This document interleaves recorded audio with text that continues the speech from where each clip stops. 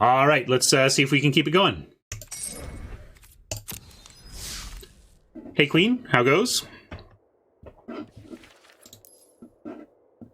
Peas is with us.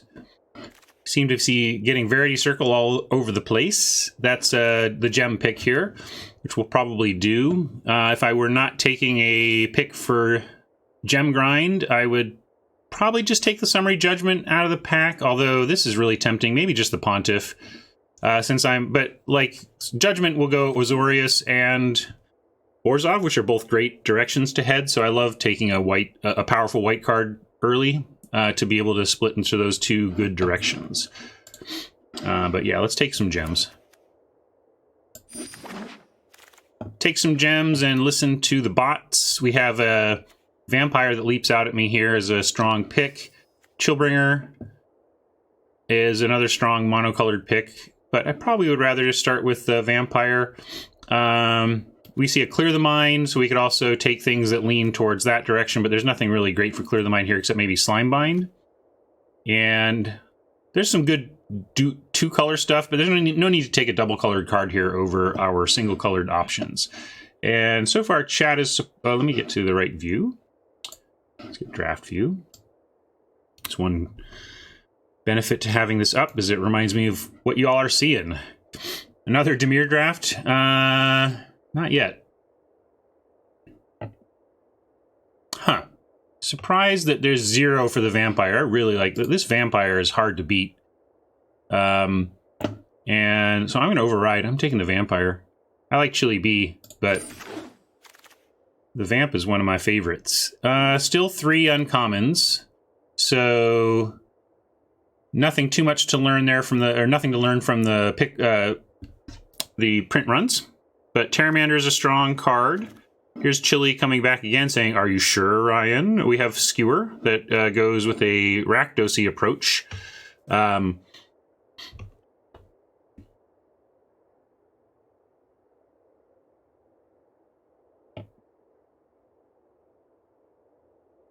That's fair, Peas. Dyer is wondering how to vote. You should be able to just click on screen. If you roll over a card that you think I should pick and click on it, it will register. Terramander is the best card in the pack, and if we'd taken the Chillbringer, it would be a slam dunk Terramander. Since I took the Vampire, though, the Skewer really does knock on the door because it at least goes into a guild with the Vampire. Wish we had some info on what the bots were taking. I think... with the Vampire, yeah, I really do like Terry. Yeah, that's the other thing. We take Skewer and potentially get the Gathering back. Maybe we hadn't explore that direction. But Terramander's just like the best card here, right? I'm going to be disciplined and just take the best card. Let's listen to what the... let's try to figure out what the seed is and not just kind of force what we've... This would be a fine pick. But I think this is the best card. I'm going to take the best card. And then we'll try and get some indication from the bots here.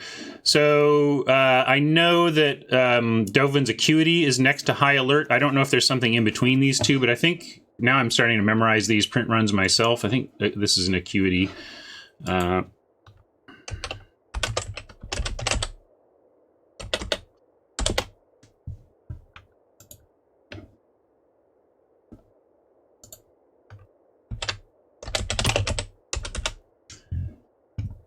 It could be a Shark to Crab, because it's a High Alert and Combine Guild Mage with Acuity and Shark to Crab on either side, and the bots value Shark to Crab highly, but Dovin's Acuity only medium, so I actually think it's a Shark to Crab out of this pack.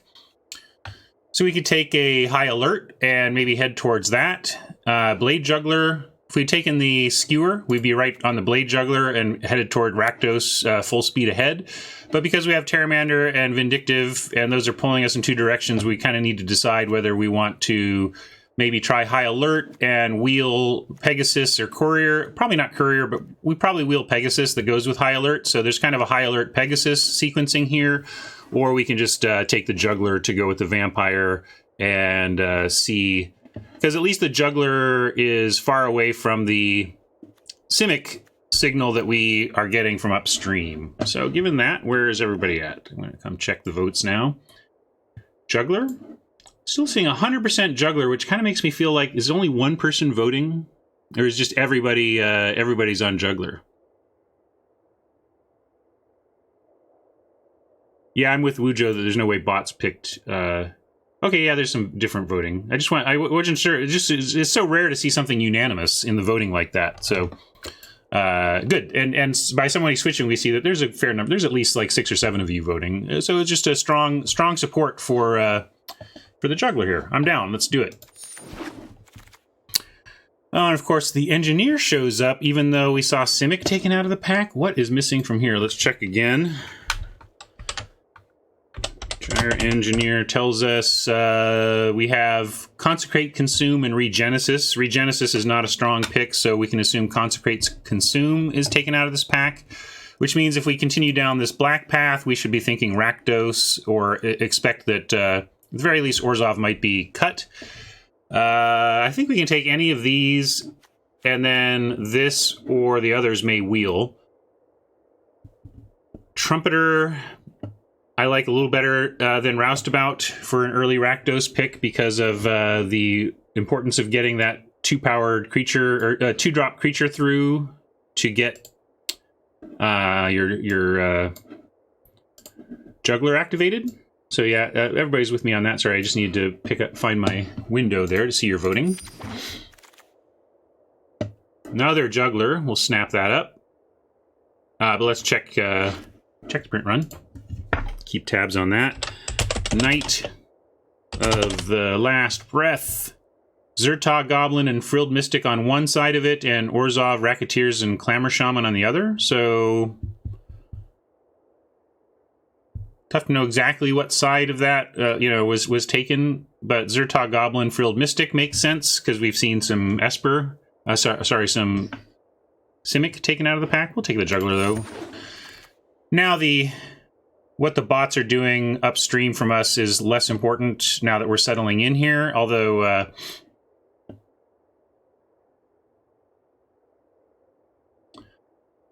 Blood Mist Infiltrator did some work yesterday.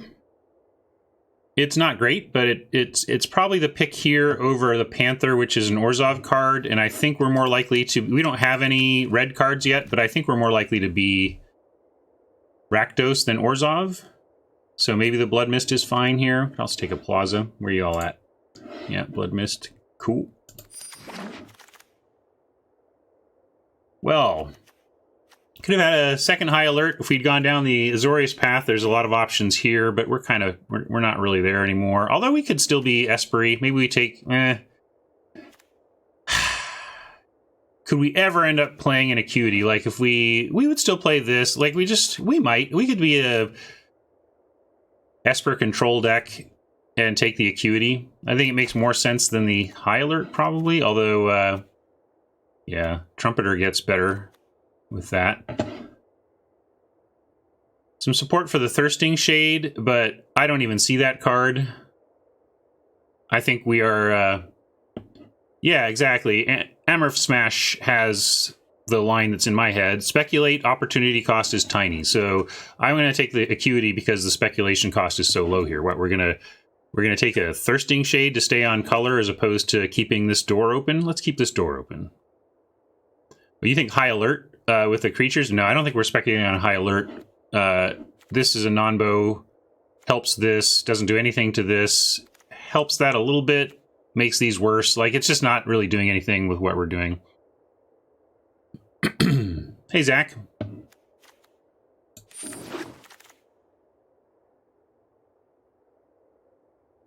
Okay, we're back to pack 1, and there's a Roustabout we can pick up here. Another Roustabout or Collision, which we're best of 3, so a red card that picks off a flyer seems better to me than a Roustabout. Probably starting it in the board, though, if we are Rakdos, as it looks like we are heading toward. And if we get up in Esper control, we might want one of these, but I'm just going to take Vault Progress here. I don't think any of these cards matter. There's a Senate Courier, so we did, the high alert deck was there if we had gone that direction. Probably taking a Scavenger here, though. Yeah, there's some green that's pretty clearly open now. We got some early Simic signals, but maybe the bots abandoned their Simic. I guess Azorius Locket might, you know, if we do this, if we end up in an Esper control situation, we might want that. Consecrate Consume could serve that purpose. We just have the Roustabout in red, so we're good news, bad news. The good news is we're very open. The bad news is because the pack didn't go great, and so we're not quite as deep in our playables as we'd like, but we do end up pretty wide open. I expect Orzhov will flow pretty well here. It feels like it was being cut from the right. We got some decent black, but there wasn't really any decent Orzhov, so I expect that we could really get the hookup in black-white this pack if we wanted to do that. And then maybe look for things like the Guild Gates, because I don't expect that we'll get the hookup in pack 3, and we may want to lean back towards a blue plan to get into a kind of Esper control situation. So we could take Smothering Tithe for gems, but because we are a little bit, I'm feeling a little bit not great about where we're at, I'm going to go ahead and take Power for the deck. Here we get to take gems and Power for the deck. We'll take the Spirit here. I mean, we'd love a Pontiff and Revels and stuff, but this is great. Skewers here. If we end up, we're still not Rakdos, but we could be. Pestilent Spirit lets us punt that decision a little farther, which is fine with me. Happy to punt that. Here's a Get the Point that makes a case, and a Scorch Mark to get back. I think we take Get the Point, and we could also be a Mardu type control deck. We could still look for a Splash for the Consume. It's a very good card.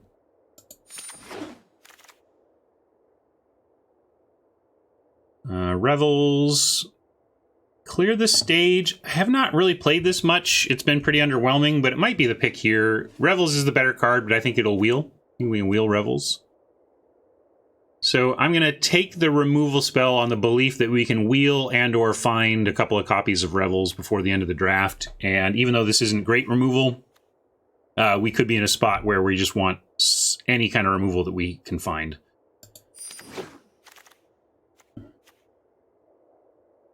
The old hybrids mocking us, but we get a Carnival Carnage for our trouble. Let's commit to Rakdos here. Another Carnage, Gate Colossus, or first IGI, or a Gate to support this stuff. Probably another Carnival Carnage. IGI is very good, though, in this deck. There's more support for IGI. I like these in multiples because then you kind of are sure you're going to get one early to kind of mess them, to get those last two cards. Yeah, we can take a look at the curve.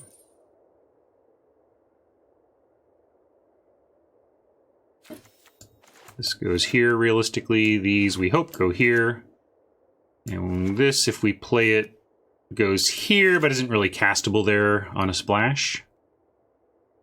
So low on twos. So that's a thing to be very careful about here, the situation with the twos. So there's some support for the Gate now. No, we'll take the IGI. That's cool. I like it.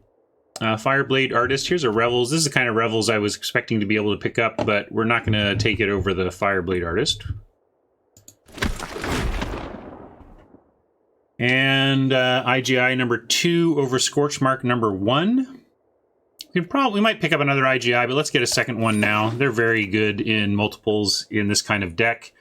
Kind of want to take the Infiltrator again for curve consideration. Like, we got a lot going on at 4, so we definitely don't want... but maybe we take a Grudian over an Infiltrator. Mix it up in terms of what we have.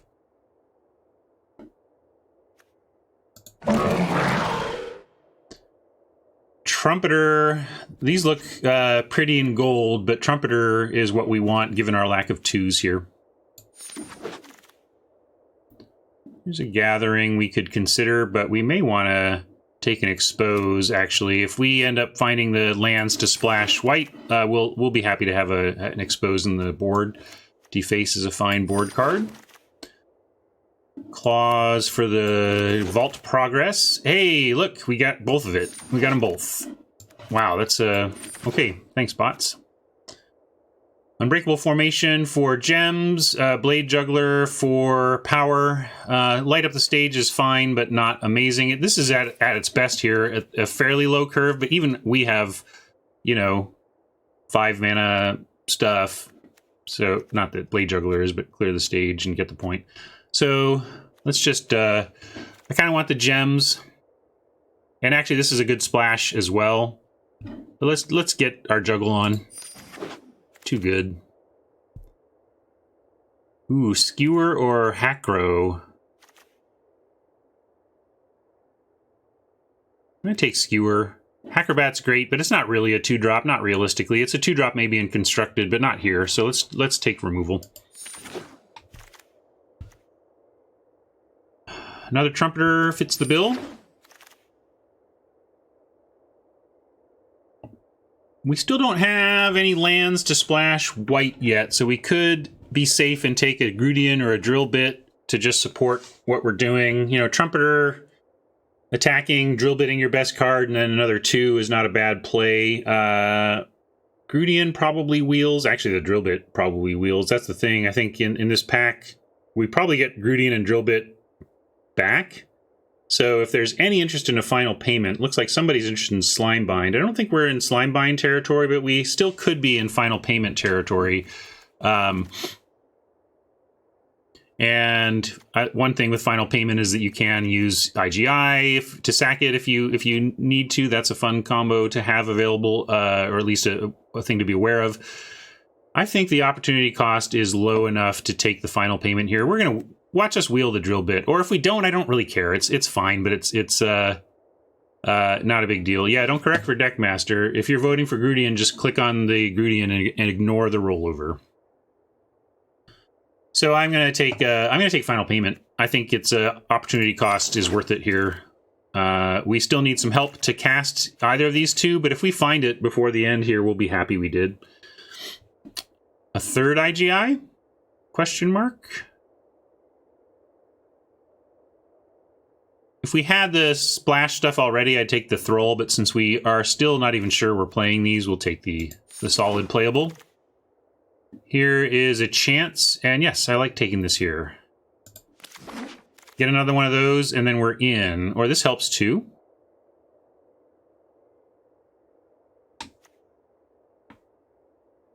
And we're not passing up on much to do it. Come on, one more. Locket could do it, but we probably need to take Footlight Fiend here. We could take Locket. That feels weird. We're trying to be somewhat aggro, so maybe this isn't the time for a Locket. Let's take the Fiend. I'll be a grown-up.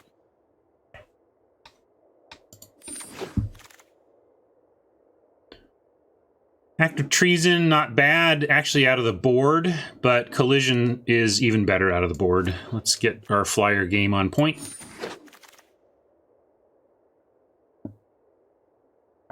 Undercity's Embrace is also a reasonable board card, and maybe more powerful for us than just a random Rafter Demon. That is yet another 4. So we'll take this, but probably start it in the board.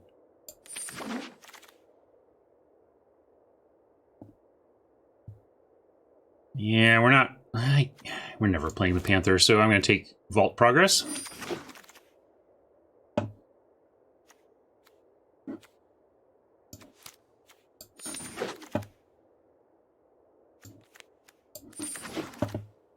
We can consider playing that one, but probably won't. All right, tough one. 40 gem grind. We usually get more than that, but we were pretty focused on good picks for our deck this time. That's all right. To be total slaves, given that we seem to be fairly infinite in terms of our play right now. So there's no sense giving up our fun and win percentage for gems that we don't need, right? If we're just infinite.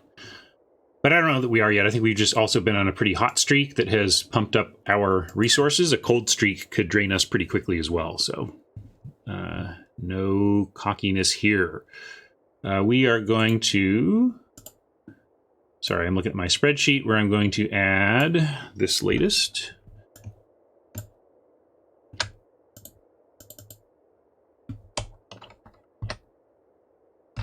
I have these misdated.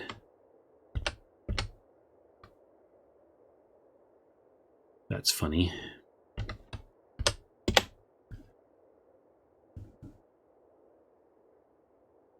Do I just not have yesterday's in yet? I'll figure it out later.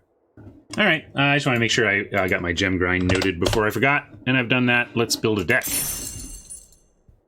Oh, thank you. Let's spin the 500. Oh, wait, we'll cancel. Yeah, actually, I will. But I want to save the... Say done, and then go do that before I forget. Thanks for the reminder. Hey, Double D's. How goes?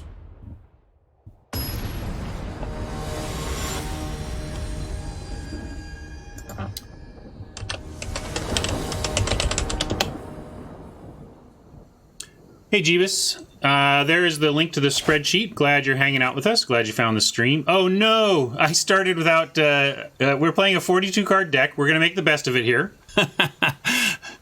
Wow. Look, Peas. I'm being daring today. We're just rolling with it. It actually won't be too bad. We did a lot of our editing during the draft, so there's only there's 2 cards we were supposed to cut from this deck, and we're supposed to fix the mana. But looks like we may get away with one here. I'm going to play the Trumpeter because it's actually going to be more reliable to connect with Oppo on 3 for the Juggler than the Blade Artist.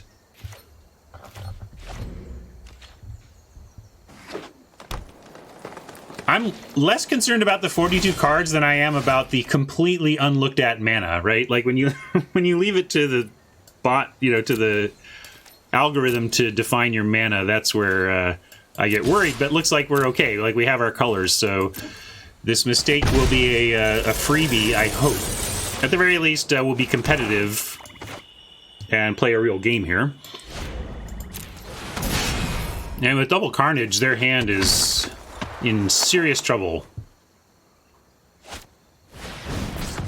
If you want to be deck our Juggler Horizon, I give you a thumbs up.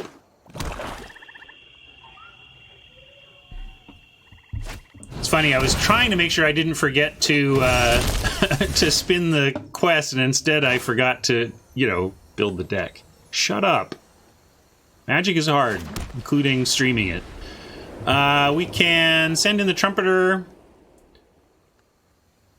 If they cast something with haste, we could get smacked around pretty good. But I think we need to...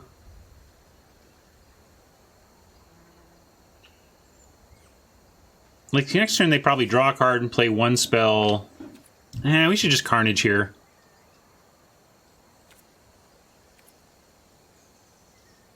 I'm going to Carnage while the Carnaging is good. It's a little worrisome because that Beastmaster could, with whatever they keep and with whatever they draw, have a really powerful attack next turn. But it kind of should be their last gasp in many ways. Oh wow, they ditched a very good spell. So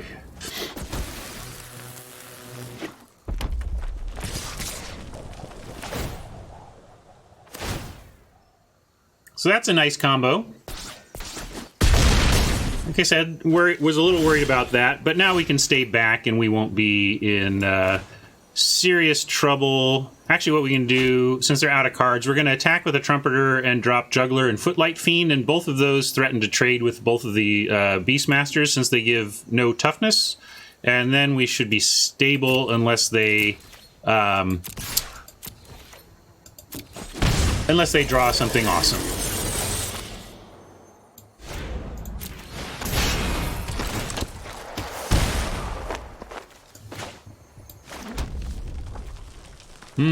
I could Footlight Fiend or Artist for similar effect. Footlight Fiend leaves Carnival up too, though, so we'll do that.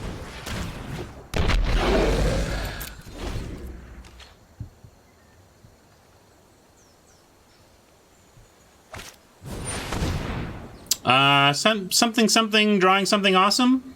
I mean, what are you going to do about that? Let's make sure they figure out to give it haste, and then we'll scoop.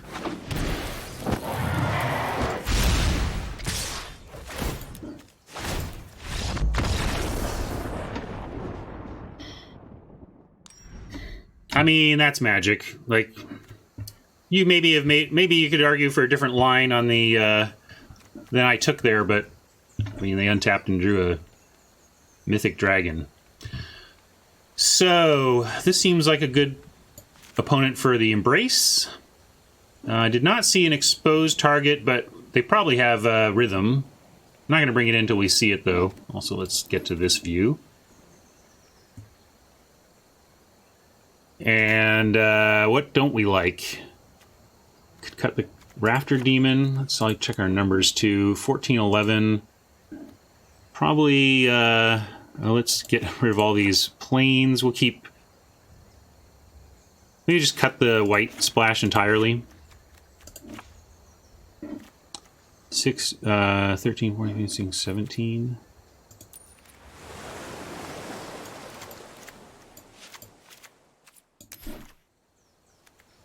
And the Juggler's at 3. Skewer kind of at 1.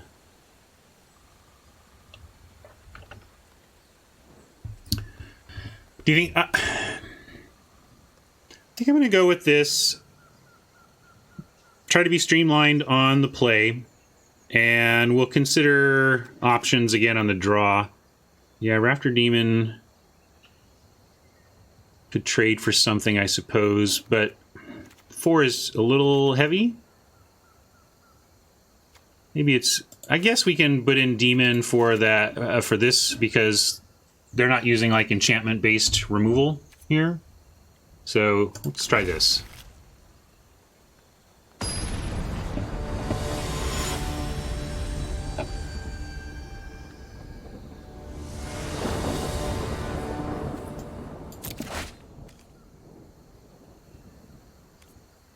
Alright. Just what the curve out ordered so far. Let's hope this Trumpeter survives, and then we got a lot going on.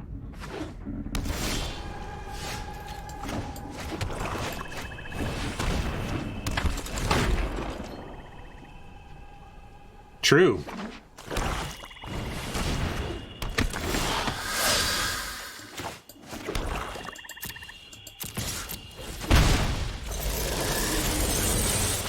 Juggle here, need some land, and, you know, happily trade the Juggler for the hybrid. Especially, you know, then we could get this back eventually. Potentially.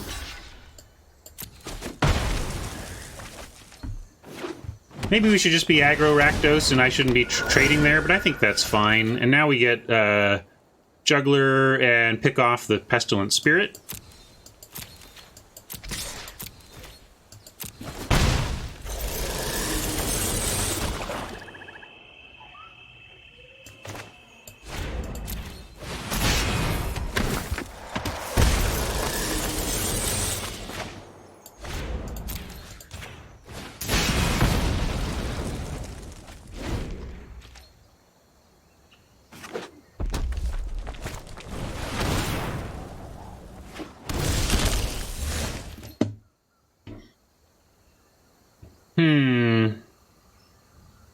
What are we playing this turn?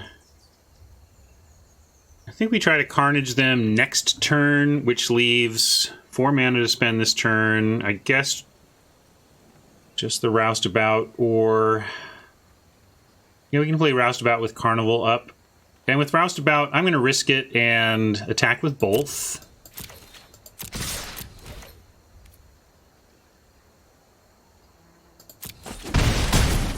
He might Dragon us again, but if he does, at least... if Horizon Dragons us again, at least it won't be for lethal this time. Why would you... Why would... Oh, yeah, because I have to. Because it needs red. That's why, Ryan. Sometimes auto-tap actually does the right thing.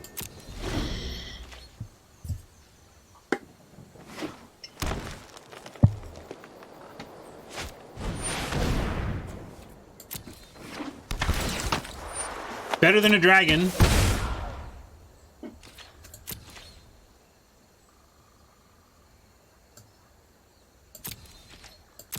better for us than a dragon, because it's not better than a dragon.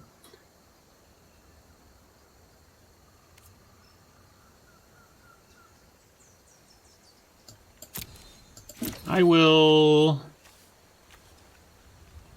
don't want to have to pump the trumpeter. I don't want them to call my trumpeter bluff, so I'm just going to attack with the things that trade naturally.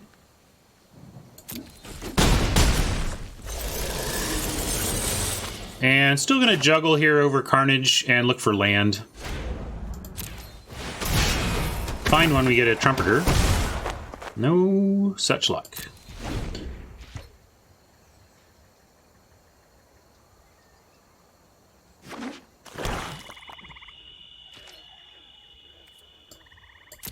Yeah, good point. Spirit gives Carnival Death Touch. We'll make use of that. Or we'll strip their hand. I mean, it's a good combo, but so is taking their last 2 cards if that comes to it. But yeah, Carnival plus Spirit is a dragon killer. Good to keep in mind. Must be Spectacling? Yeah, it's like, that was a pretty aggressive attack, but wasn't going to block.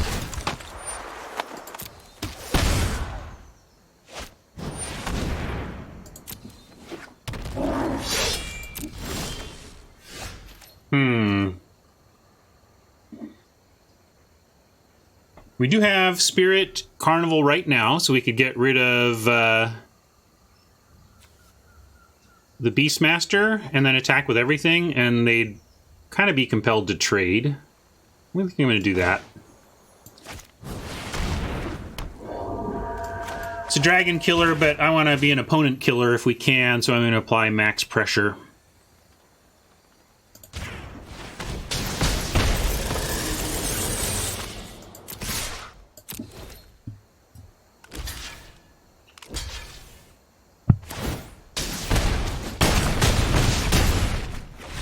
Killing them's pretty good. I like killing them. I don't know if they had a block there that they missed, but I just, you know, math is for blockers. We just, obviously we're going to do what we did, so. Hey, what do you know? All right, so that worked out well. We could, you know, there's this splash. I don't like doing the splash in a, in this matchup, I don't think. Yeah, it felt inevitable if not lethal, right? Did we see anything for this side of town? No, they're just kind of bashing us back, right? Racing each other here. Nothing to, no big flyers yet or anything. So do we like this? Any changes? Now we're on the draw. Do we like Rafter Demon over Scavenger? We have no real afterlife or anything. Yeah, Collision, they did have the dragon. Well, maybe that's worth it? Not really. I guess if we could cast Colossus, it would be worth it, but I don't necessarily want to bring in 1 Collision for 1 known flyer. Yeah, going down a land up card is also possible on the draw. If we did that, what would we do? We want more black. We'd cut that and, like, add this creature back. You know, add both of those. It's not a very great add, you know. It's a pretty underwhelming addition. We could add Consecrate, knowing that we could at least exile and draw, you know.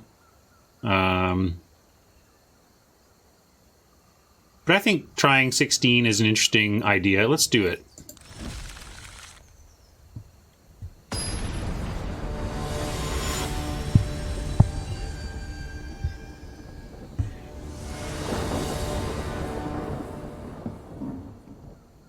Hexstar Dragon, welcome to your lunch break.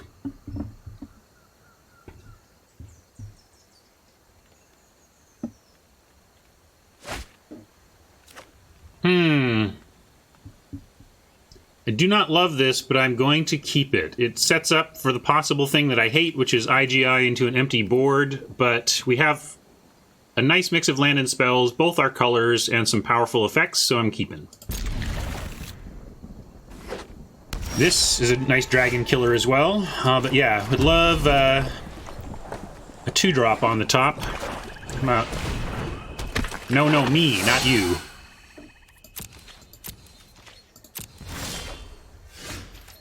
That is not a 2, so not the best.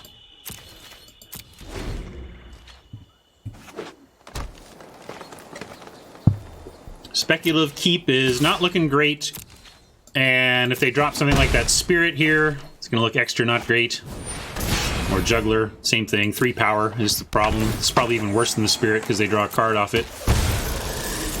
All right, we need to interact with this very soon, or we're just gonna get run over. Come on now, deck.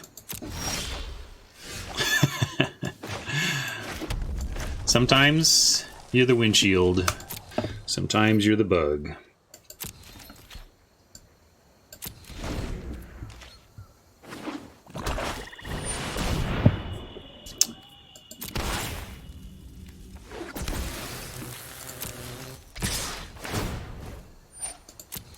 I like our deck a lot better, but I think we're out of luck on this one. Maybe not a lot better. They do have a very nice rare dragon. So are we dead? We play the Rafter Demon and trade with something? I mean, that's where it starts.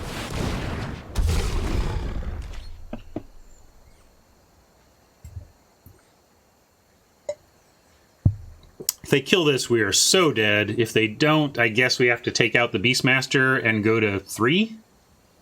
Then how do we live? What do we draw to live from there? We draw... Yeah, I'm trying to figure out how to live, and it's not super apparent to me. We could block whatever they Beastmaster and take 2 plus... probably take 5. They Beastmaster the hybrid, and then we take 5 and go to 4. And then we can draw something to block the Juggler, and then we go to 2, because these, of course, are all lands and useless spells. At least we are pretending that is the case as we try to survive.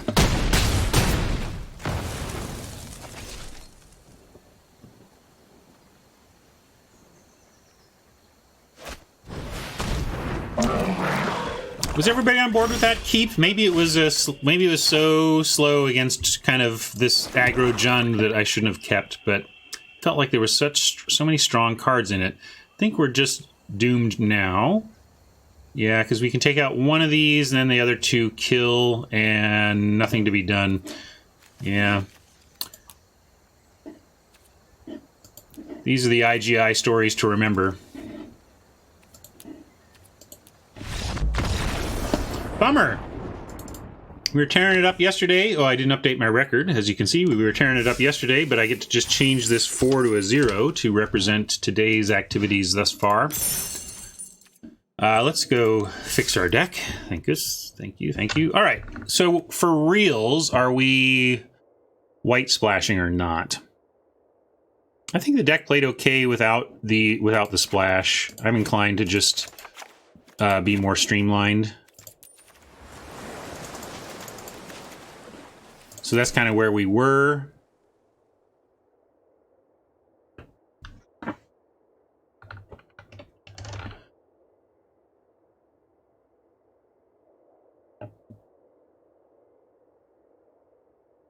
Maybe we can think about this if they are super huge stuff.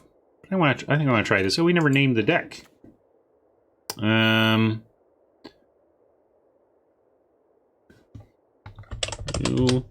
Ill-gotten IGIs.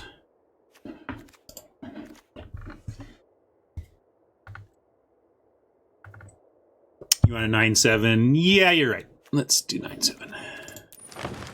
I want the artist, but... And it's 10/8, which is great.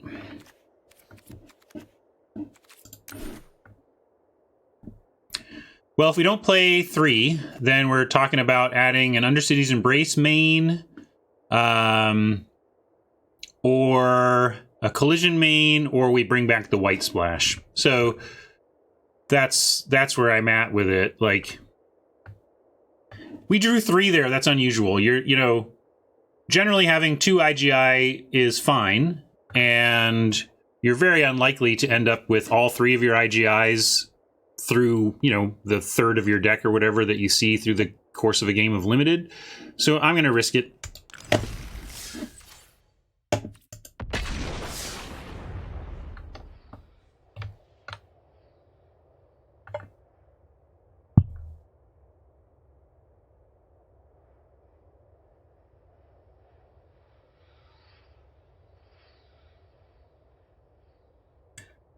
If we had any capability to cast the Colossus on the Miser's Ghoul Gate or whatever, I think I would be on board with that.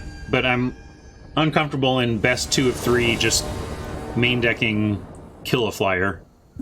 There's some decks it's just a blank, and I just I'd rather play something generic, but always does something versus strikeout home run type card. Sorry, yammering when I could just hit the play button. That does not look like what we want to see, so we're going to mulligan. Keep this and hope we see a 2-drop. Alright, we see a 2-drop.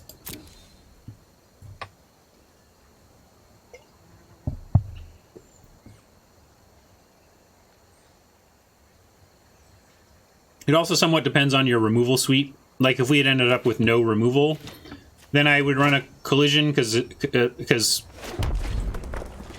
it's something we're explicitly missing as well. But we have ways to kill flyers with our natural removal as well.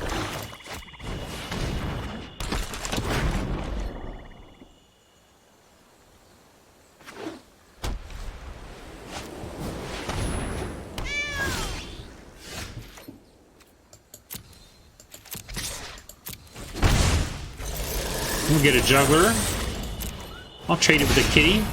But if we draw a Carnival or something, I won't. Like, this would be a great Carnival target. Well, we didn't end up with any Dead Revels. I talked about how we were going to totally get Dead Revels, and we just actually have 0, right? Oh well.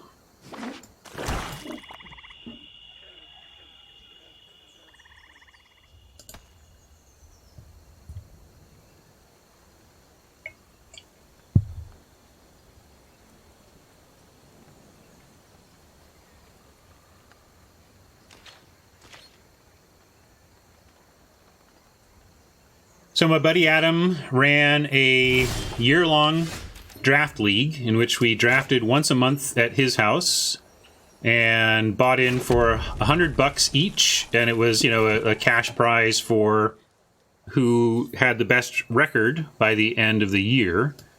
And let's see, hold on, before I continue this, figure out my turn. Yeah, attack with both and play Scavenger or Roustabout. Maybe just play Roustabout.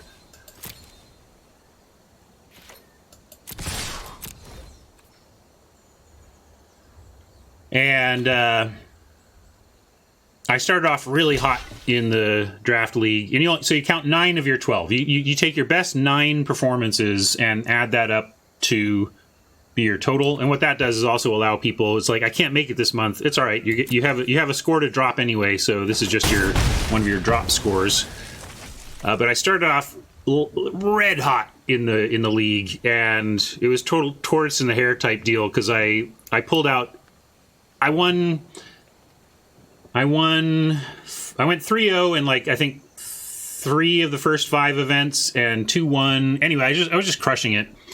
But then I got really busy and started missing them, and I had an opportunity to go see Preet Bharara on the night of the last event.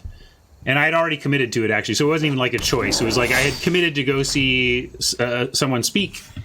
And so I had to miss the very last night of this year-long draft league that I had been winning the whole time, hairstyle. But Tortoise Matt, this guy Matt, who's a regular viewer, so maybe he's here. Hey, you here, Matt? Maybe not.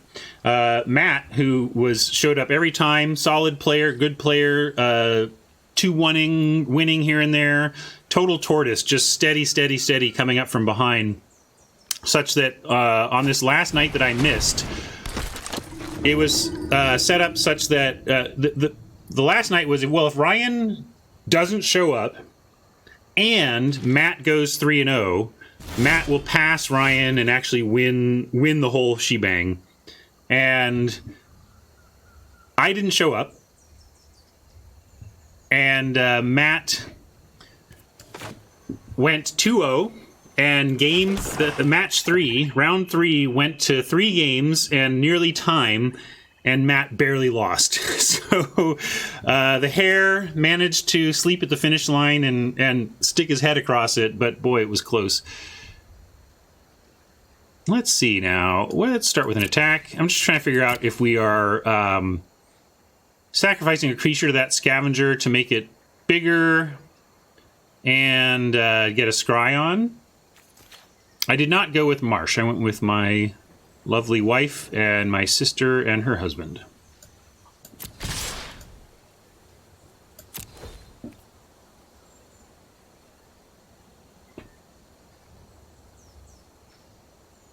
But I won.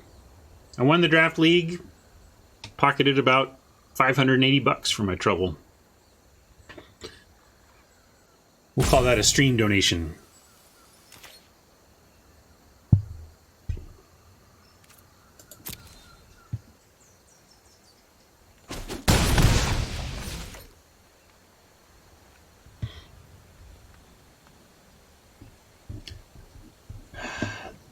Yeah, that's reasonable, Draconis. Also, this priest forces some sacrifice if they can get some stuff going. Although this deck doesn't look great. They're kind of scattered. Let's...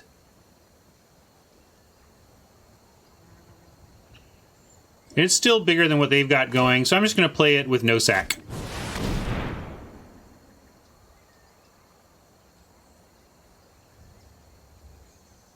And next turn we get activate Trumpeter, play our other Trumpeter.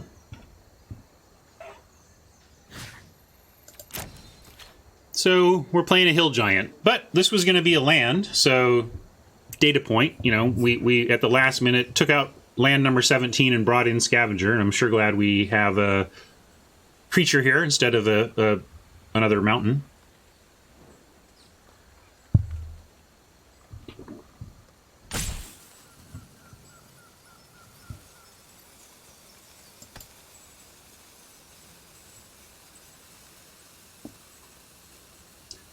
I can hardly complain about Oppo being the tank, given that I'm going to storytime mid-game on them.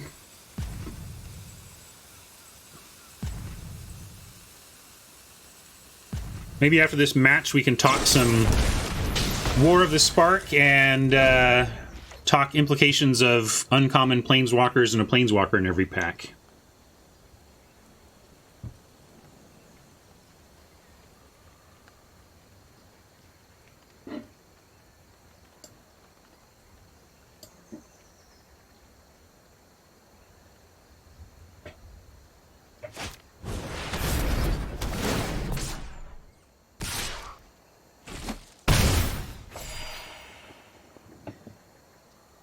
Not too concerned about that. Feels like a pretty weak play. Got him some life back. I'm a little sad to lose our Trumpeter, but could be worse. It also spent a card of theirs. Oh, that's even... Look at that. Everything's coming up optimal.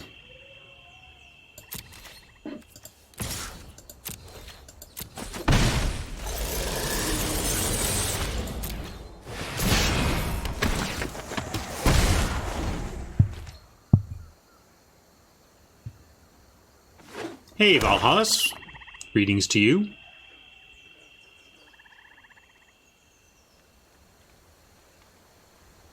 I've noted a tardy on your attendance, and it will not impact your final grade as long as you get it together from here.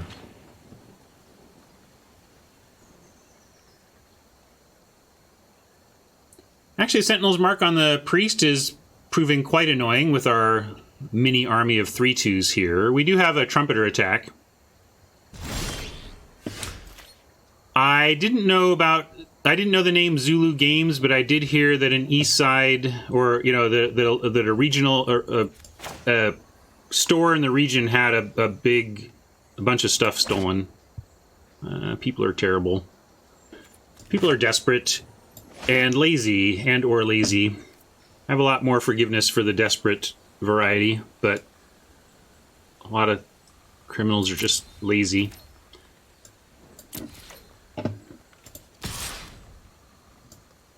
Yeah, we don't have a good attack on the priest, but we can send in the trumpeter because I'll trade it for the thrall. I hope they have insurance. That was my first thought, is like, I'm really sorry that happened, but I'm hoping that a reputable store like that will have good insurance to help them out with the consequences of that crime. And I hope they find out, you know, I saw a lot of magic crime from the inside in terms of like us wizards being aware of magic crime happening in the world and looking into it. And a lot of it gets caught because magic cards are so hard to, you know, they're so specific. Like, collections can be identified. Like, if whoever took those cards has to move them pretty carefully and pretty slowly to not reveal themselves. So I still have hope that they might even find 100K worth of cards is not easily replaced, but 100K is, and yeah, it sucks. I'm just hoping there's a silver lining that they're not ruined. You know, is what I'm saying.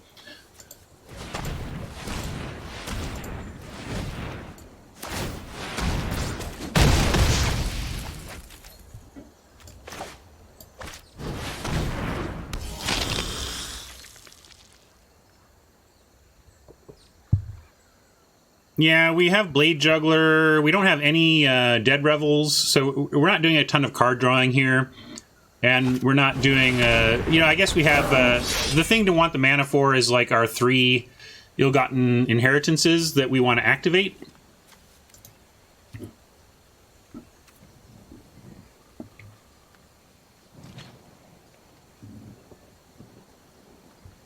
Sorry to hear that, Valhallis. Man, I feel them. So we don't quite have start sacking stuff and just kind of get there. Turns out this 2/4, the Sentinel's Mark, when it was played, I was like, whatever. But it's actually completely stopped our attack. So tip of the cap to the Sentinel's Mark doing work there. But we're going to sandbag a land and look for another way to the end of this. How do we... Probably IGIs here. We just want to get IGIs going. I'm looking at our list, trying to figure out what we're trying to draw. Vindictive Vampire would help. Or just get the point to get this priest gone. Clear the stage would give us a combat trick for the priest.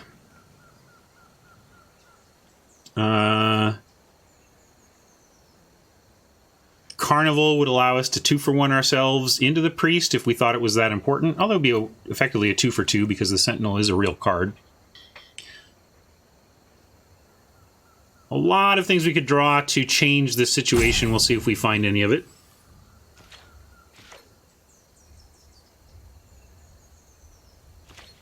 They do now have an active priest, but our creatures aren't that big a deal. Here's a good one. Not a good one. Or here's a good one in the face of Priest of the Forgotten Gods is what I was really thinking.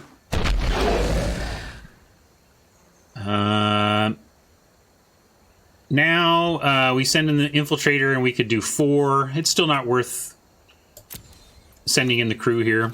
I like having a sacrifice, easy sacrifice choice if they go with the priest.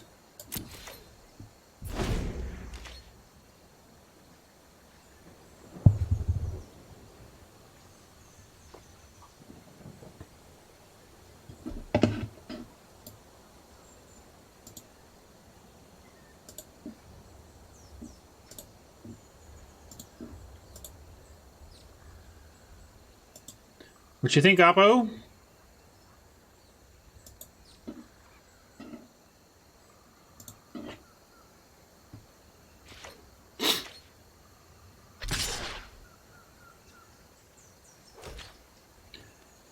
Kind of smells like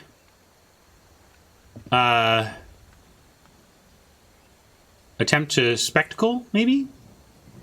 But I'm inclined to go ahead and take the offer of the Footlight Fiend for the Grudian here. Footlight Fiend doesn't do much on the attack back, so we'll see if we can get a 1-for-1. Now maybe they go for the Priest here, which is also I'm okay with. Like, we'll see.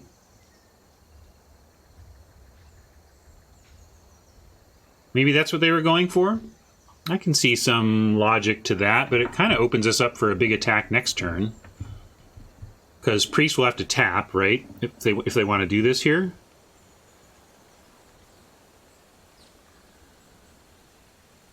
And it's another, right? 2 other creatures, yeah. So it's got to be Scavenger and Grudian if they want to do this.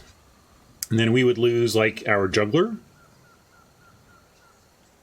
And look to attack for 6 next turn with a unblockable attack for 3 the following turn. So if they have no removal, does this gain life or anything?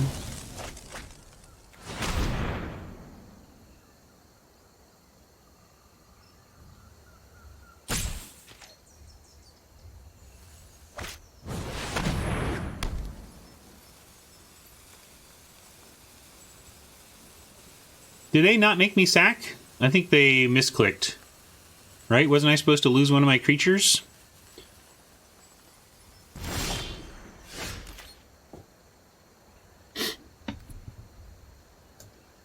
I think Sir Phalo lived up to the name on that one. I've been there. Not laughing at him.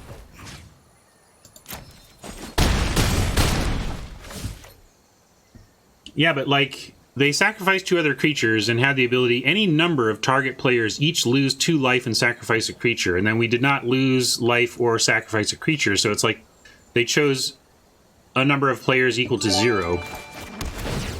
Well, we reduced our land count and we're still seeing a flood, but that happens too.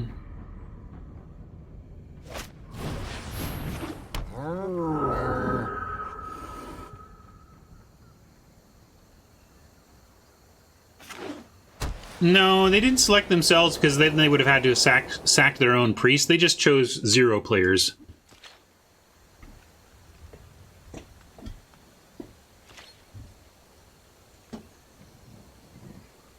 Yeah, play log is another thing that's long been on the desired feature list that had never risen to the priority level to do it while I was there, but they'll get there. They'll get there.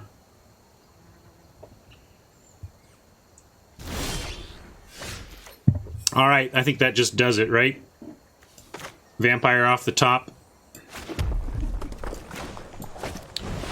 We get to attack with the Infiltrator. None of these have lifelink. And this can't activate because they don't have 2 other creatures. So, and they don't have the mana to crack the Inheritance. So only if this is something do we lose here. But I'm going to just send in the Infiltrator. Nah, I guess we can send it all in. I'm just going to send the Infiltrator. This should win the game unless they have something up here. And if they do, then I think I'll be glad that I was careful about this attack. All right, we got there.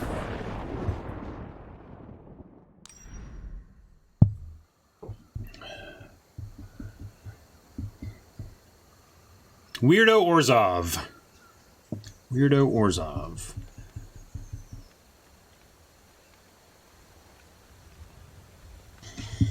Probably can bring in Flying Killing. Maybe for 1 IGI. I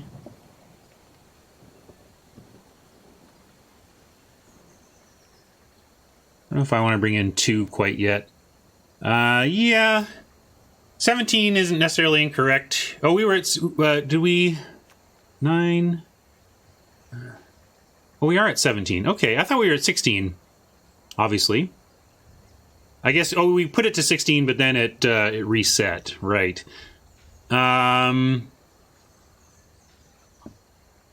Yeah, we did. We were at 16 last game, but not this game. So we could go to 16 again. I think I'm going to leave it at 17, though. And the 1 collision seems fine. Let's see, any defender, did we? Bring in, no. I'm going to go with this. See if we need 2 collisions if it goes to 3.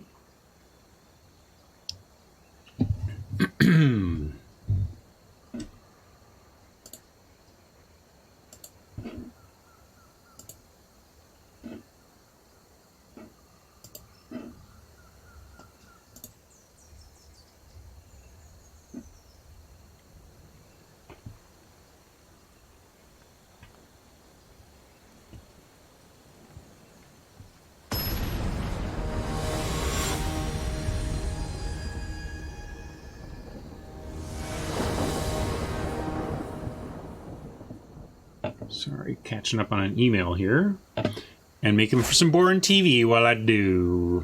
Well, we would love a 2-drop, but we're going to keep this.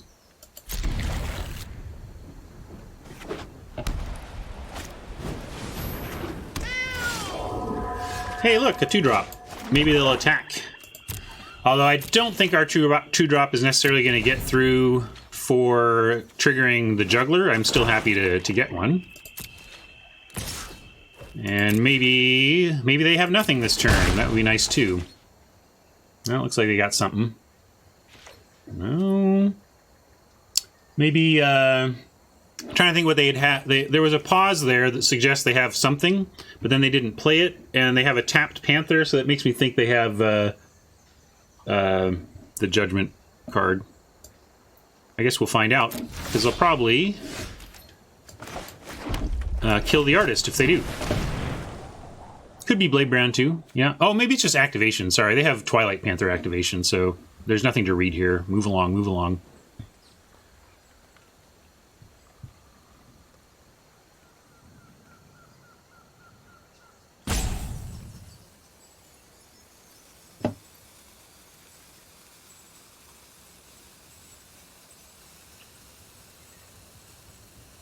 Yeah, I mean, there are things they could have, but now we're just making guesses based on the mana they have available, not the pauses in the auto pass.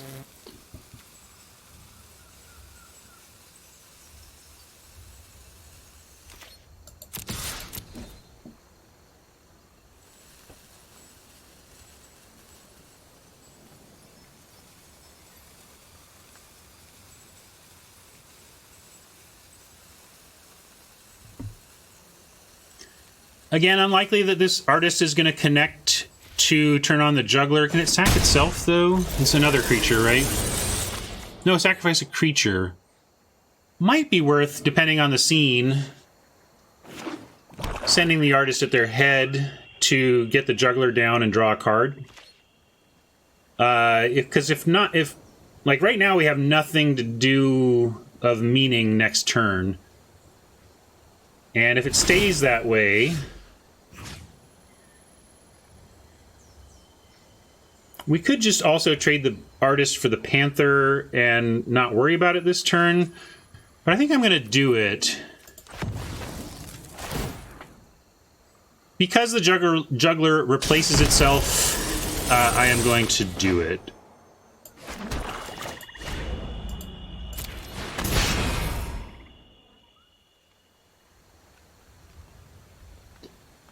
Yeah, Cario, we had a lot of discussions and about different ways we could give players informational tools while still having nice auto pass mechanics. And that type of stuff was among those ideas. You could, yeah, I like the idea of a card list. I think the more straightforward thing is just having an advanced on-screen button available to, like, bluff instant, you know, bluff instant or bluff not having it. Like, what I really want is the ability to say, they try to have it with, like, the pass turn, and they try to have some F4 technology in Arena, but I don't find it trustworthy enough to rely on. And so I don't. And it would be nice if there was, if I could say, I want to pretend I have nothing, but when they attack, I need to be able to respond. And I haven't found a good way to say, a risk-free way to say that, you know? Carnage versus Ill-Gotten. I think, well, let's start with an attack. If they want to trade any of this off, well, actually I'm going to say no attack. They're just going to trade with the Panther. Do we want that yet? Have a plan, Ryan. Have a plan. I'm going to say no attack because if we play the IGI here, which I think I want to do, and we'll try to get their last 2 cards with Carnage, then we want to play, sit behind the Blade Juggler and threaten to trade off an attacking 10th District, you know.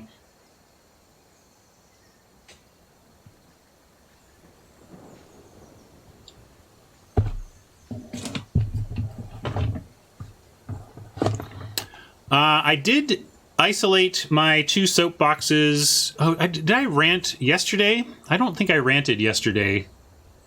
Did I? I talked about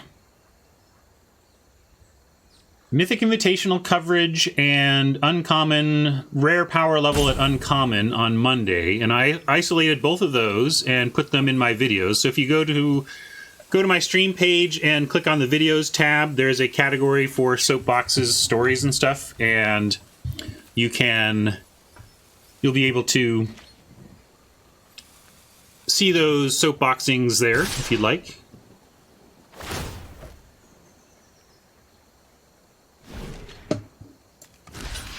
Yeah, I'll make this trade. We're not getting through anyway.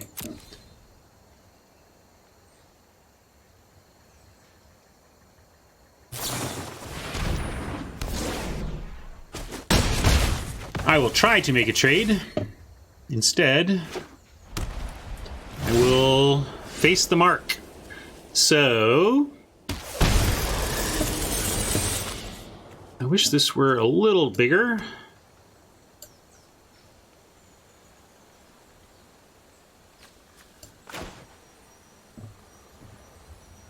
I think I'm going to go Footlight Fiend and Carnage here.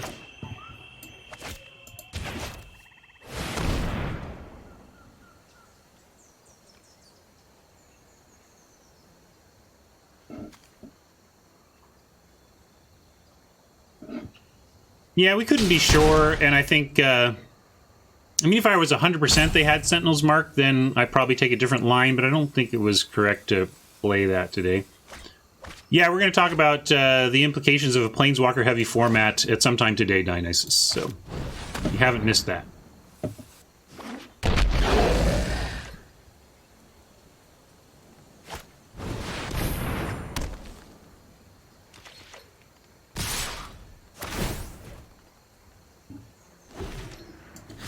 Well, try to trade for this Panther at least.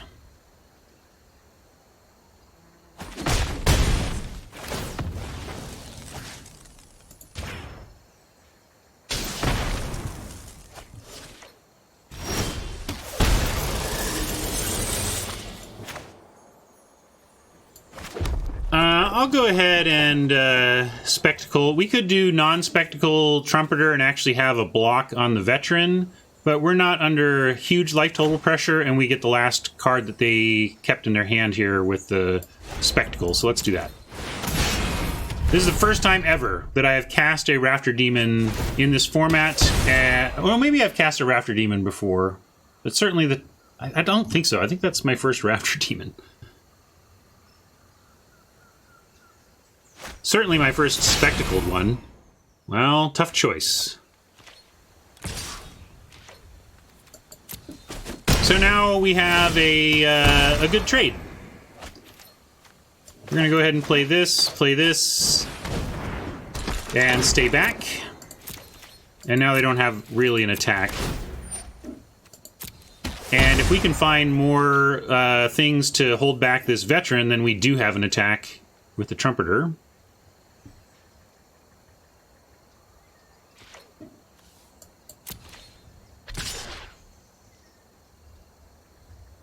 Did they draw something? I guess it doesn't really matter. We don't have much choice. I mean, we're not going to sit here and take it, because it's got Vigilance. We can't race it, so...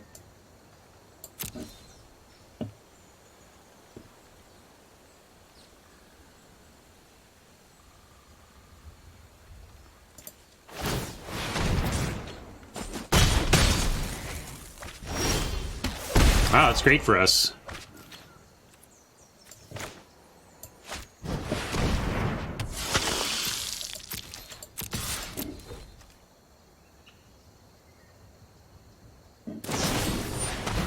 Judged.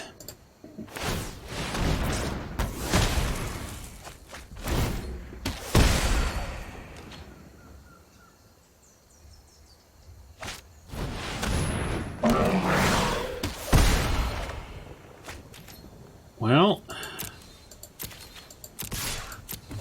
it's totally action versus action around here.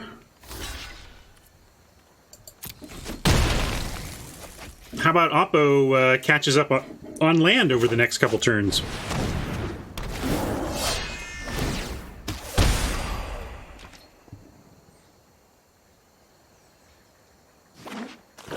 Thank you.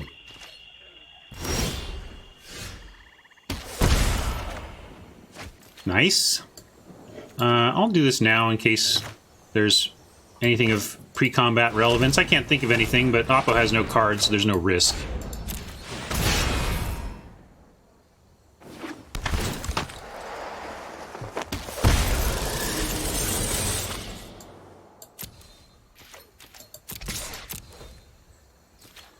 Handy.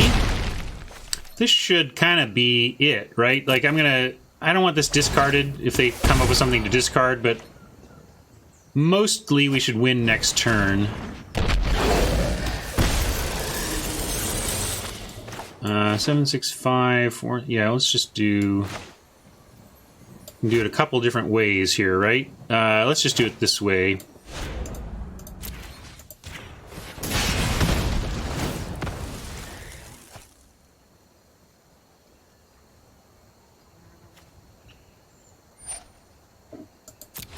All right.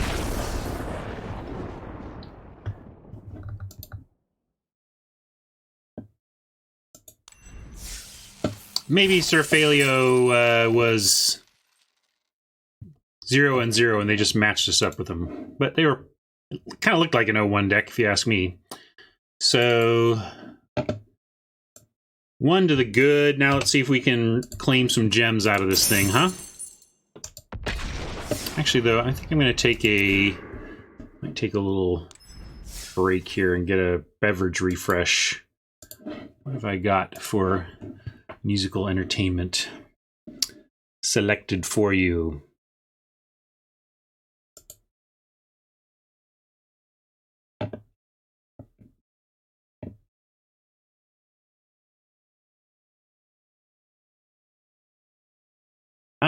Okay, let's do, here's more from Phosphorescent. And I will be RB. We'll keep it going when I get back.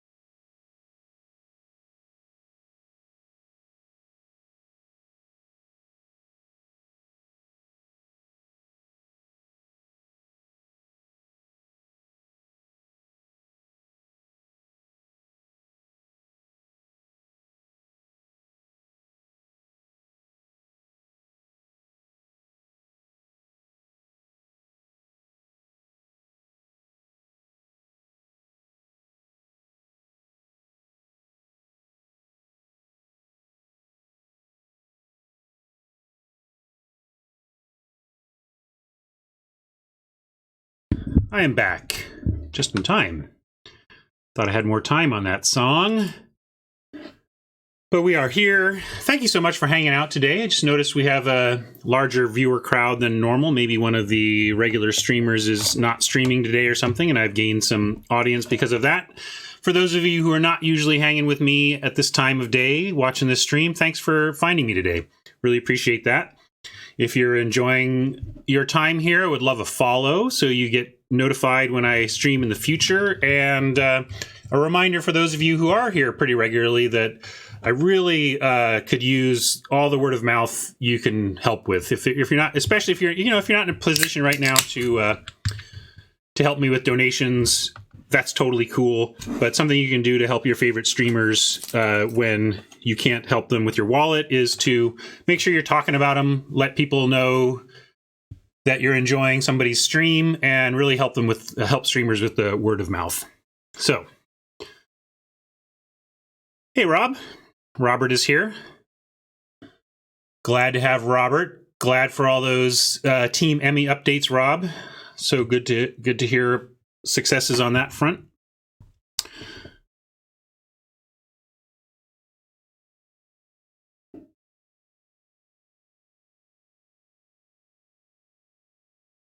Checking some chat here since I've been away.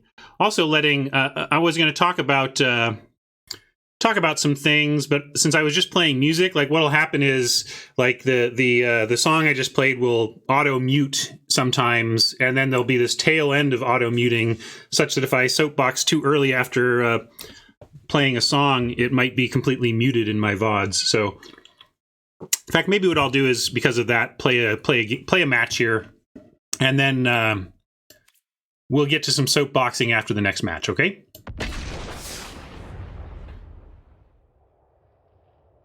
How are we doing? Record needs to update. We're 1-1, right? Or is that, yeah, no, 2-1, right? Is that 2-1? We're 1-1, okay. I'm just hoping. I think I was talking about getting gems, but then we didn't play. Boo! Boo! Mulligan. Oh, not much better. And in this case, we're going to have to keep it and look for swamps. And if we get a swamp in some other land before turn 3, we'll actually be okay here. This is not a bad keep if we can find the land from here.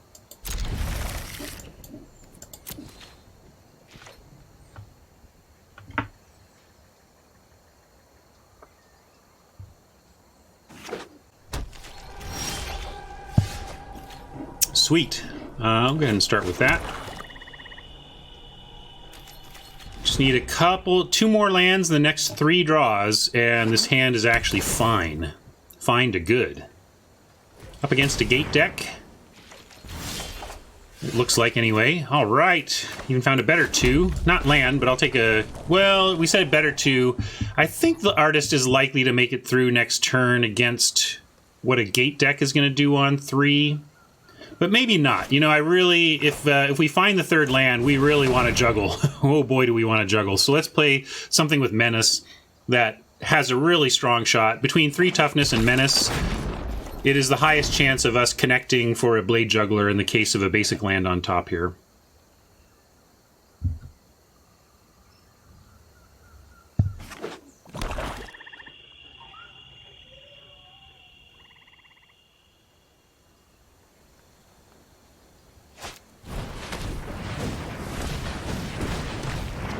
Hey Stratic, did you chat earlier? Hey, we found land. That's great. And it worked like, yeah, we would not have been able to get through with the artist. We are going to get through with the trumpeter, and we are going to juggle because of that. So thumbs up there. But I don't know if I hadn't seen Stratic chat in a while. It was you came into my head the other day. Stratic is like Stratic hasn't been voicing his opinions. I wonder if he's lurking or is just gone, daddy gone. But there he is.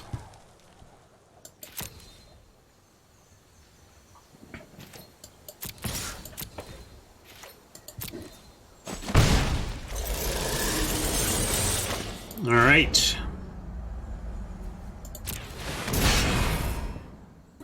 Right on. Well, glad to hear from you again.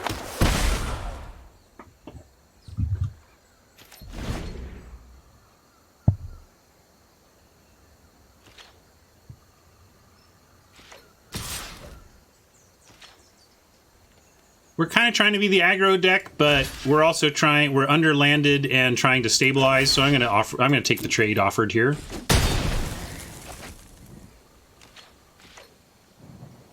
Swamp off the top would be amazing. Not quite. We still have spells though, so could be worse. We even have Artist with Carnival up, so we'll try this. Hope we don't get quenched. No quench, but there was a pause, so it makes me think they got something they could play over there.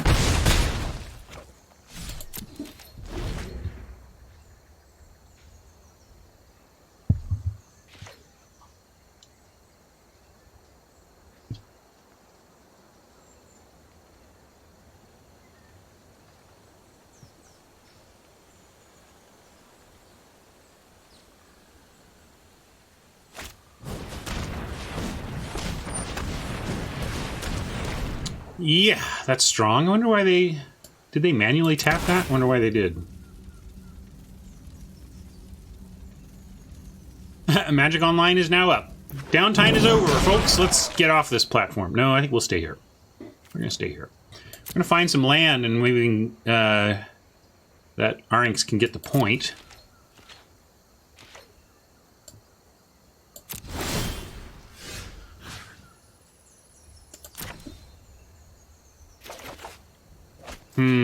Still tough, but we have multiple plays at least. We can Footlight Fiend, Trumpeter, we can even attack with the one Trumpeter. We're not going to block with it all. We might. I don't think so, though. So I'm going to send it.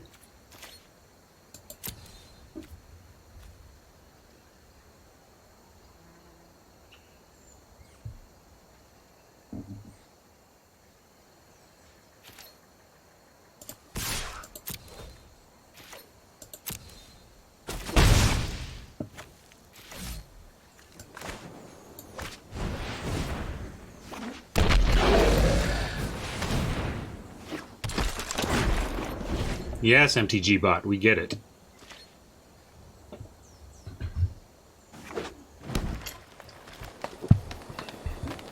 What to put in front of the Arynx is a question here. We could put Fiend and Artist and hope that we can successfully 2-for-1 ourselves. If they have any kind of trick, though, and we 2-for-1 ourselves to get rid of a trick, that's a much tougher. But Oppo looks like they're going to make it easier on us and do it that way, which makes it pretty clean and clear that we're definitely making this trade.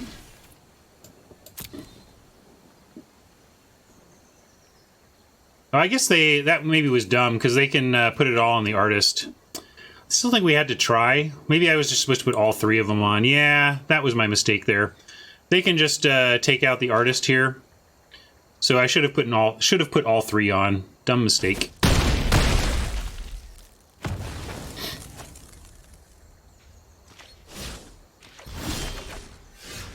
We get a chance.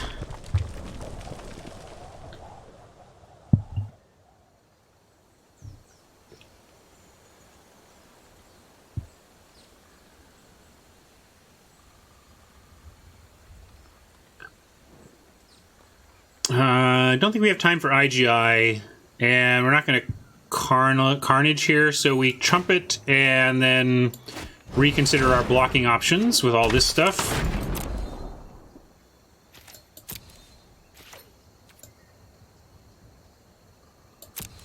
Yeah, that was really dumb. Really bad. Not a situation that comes up a lot, but you'd think after a couple decades of this game, I would think about that particular play of putting all your damage on one of two blockers. But that's it's a good leak to remember.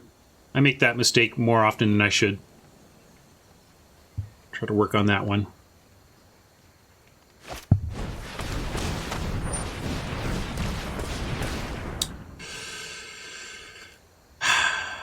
Well, ow. I'm going to put it on here so that we have a trade. I punted on Planeswalker hot takes for a match because of reasons, but we'll talk about it after this match. Don't think we're winning this game. Trying to decide if we're showing them any more cards now. Seems like Gruul with a heavy gate presence. Are they... Haven't seen any Rakdos, so it seems like this may be just... Although Plaza is weird for a no-splash gate deck. Although you'd still do it, I suppose.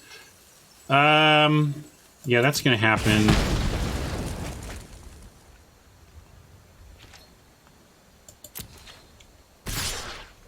We'll untap. We can still get the point and have reasonable ways to get out of this. We could also throw all of this. Yeah, no, we just have to take this. We have to take this, find a basic land, chump, and then find something to help us stabilize. It starts with a land right here, basic, of the basic variety. Yeah, we can't really do it without a basic.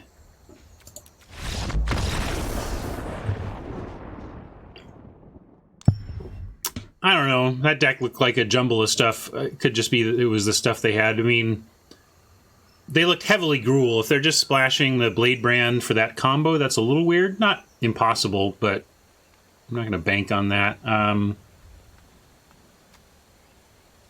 Most things were worth embracing. I'm going to cut one IGI.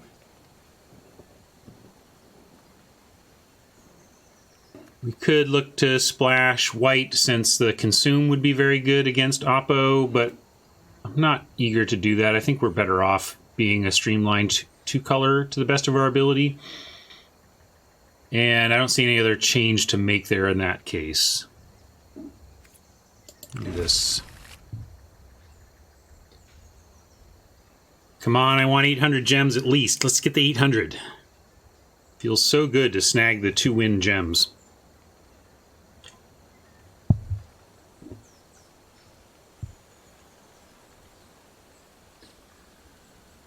Not only has this account been up on gems from event to event lately, this account has not had a negative net on gems in an event since March 21st. Literally positive EV on gems for almost 2 weeks now.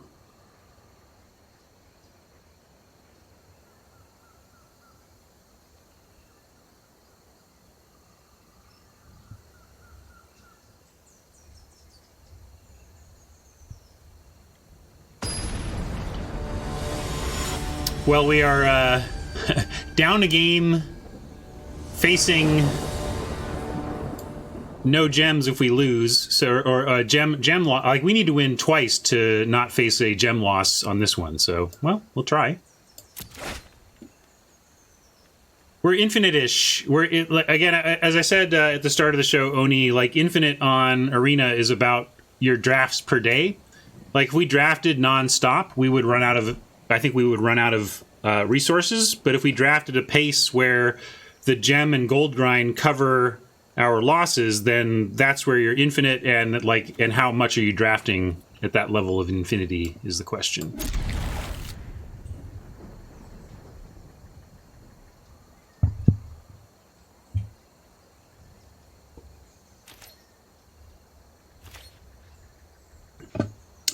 Banana Jack, we can still do whatever we want. It's just that if we play M19, I'll probably switch accounts and we can do it somewhere else.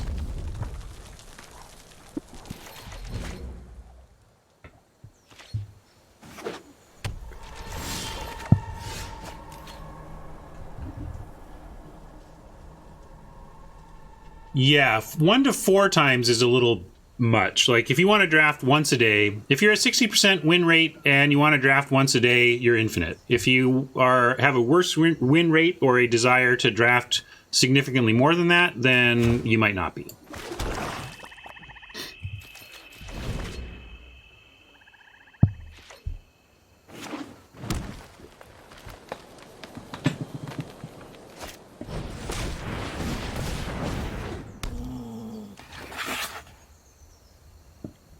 Yeah, Draconis, you can just, if you don't feel like you're going to fill out a set, you could sandbag until you are, or you can, on a case-by-case basis, just max out one card you're about to draft and generate... Sorry, Oppo, I'm wasting your time. You can generate some value. You can convert your wild cards into gems card by card that way, instead of trying to do it set by set.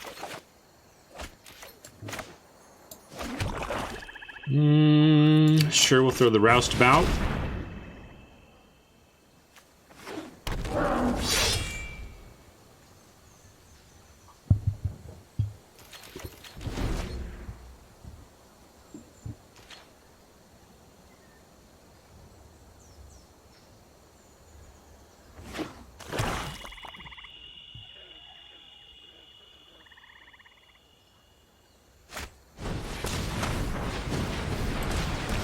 There's some of the gatey stuff we expected based on what we were seeing. I'm expecting a second gate to make this a 4/4. Probably have to Grudian the Ram. And this is having me feel on the back foot. So I'm going to trade with the Maka. Offer the Grudian for the Ram and try to get a couple of their final cards with the Carnage. Probably next turn.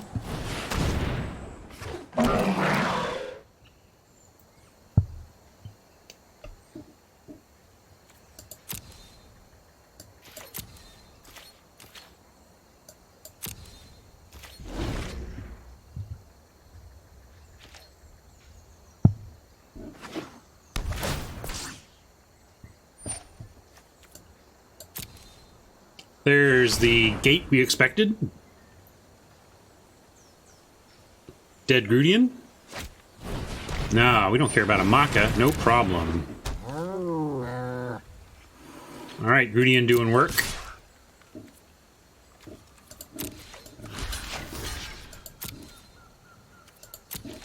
I mean, it's a 3-mana creature trading for a 3-mana creature and 2 damage, so it just shows how strong the Ram is, really. Okay.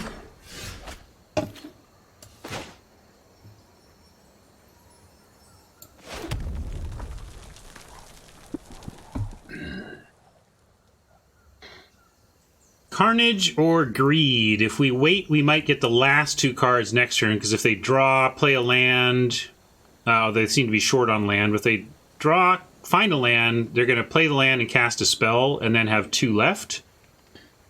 And we do have a Fireblade Artist to add to the board. How greedy are we? I think I'm going to be a little greedy. We're gonna wait 1 turn. The drawback is they find a land and play 2 cards, and then have go down to 1 card in hand. But I think we get their last card here. Or their last 2 cards here, if they draw a land.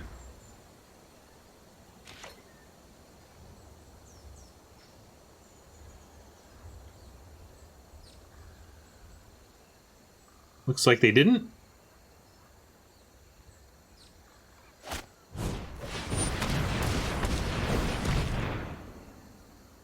To the extreme, I rock a mic like a vandal. Light up a stage and wax a chump like a candle. Dance!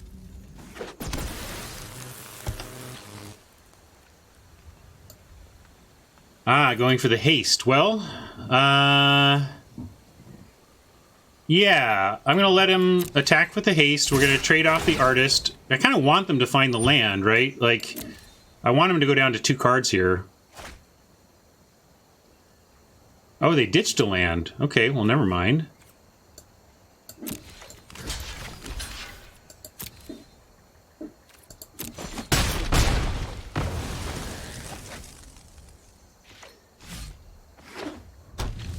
Okay, perfect.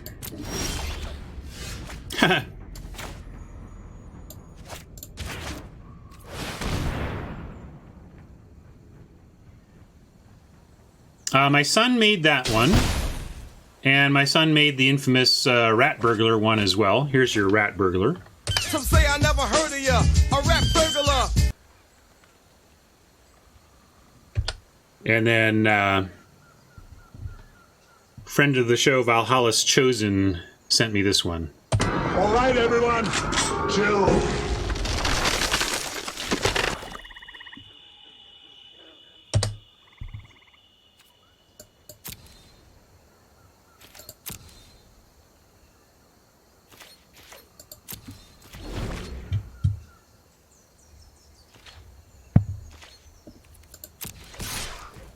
Oh, what do we get?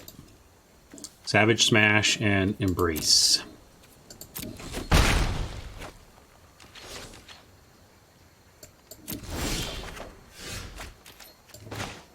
All right. It's a play. And we can even activate, so that's cool. Suddenly we're winning this race.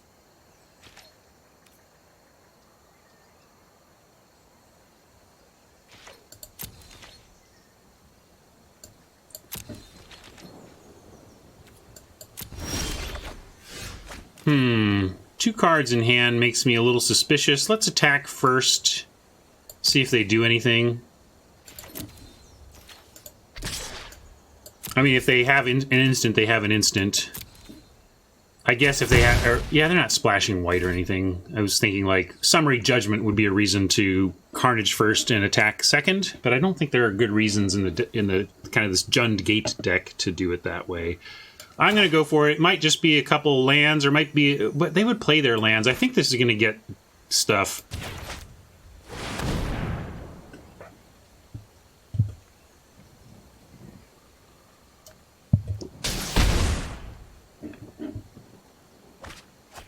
No, 2 lands.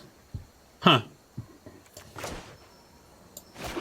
I mean, they're a gate deck, so, like, I personally would be assuming that we had gate payoffs that we... like, maybe they have no other Ram or something, or no Colossus, and they're just kind of supporting the Ram. That would that would make more sense for their play patterns here.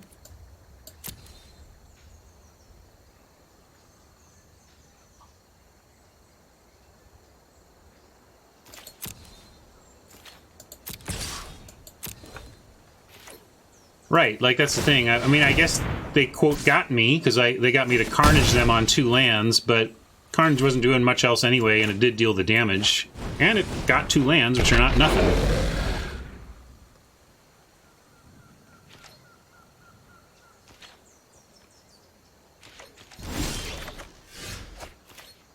Skewer, you say. Probably just clear the stage.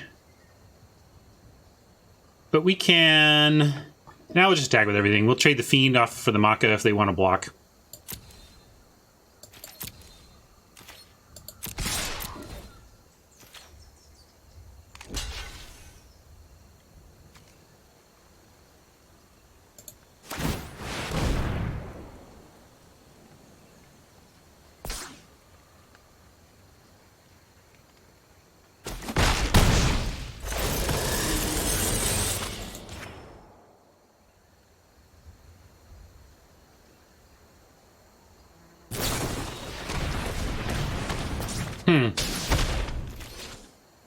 Not sure we care. I'm gonna let that pass.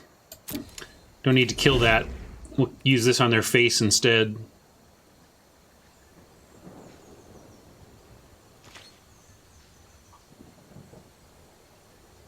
Gruul can come out of nowhere with some big hasties, so we got to keep that in mind, but even like a 4/4 haste doesn't win this race, right? We have clear the stage that we can use to win it.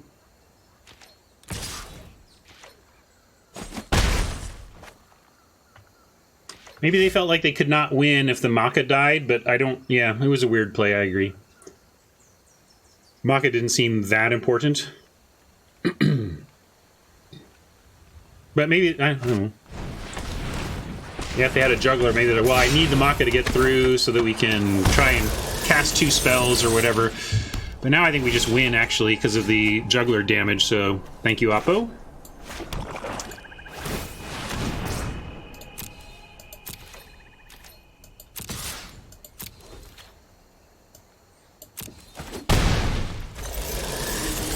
Yeah, we could have gone for a lethal, but I'm a board control guy. I mean, if we had left it there, they might have still been around to block or whatever. I like to play.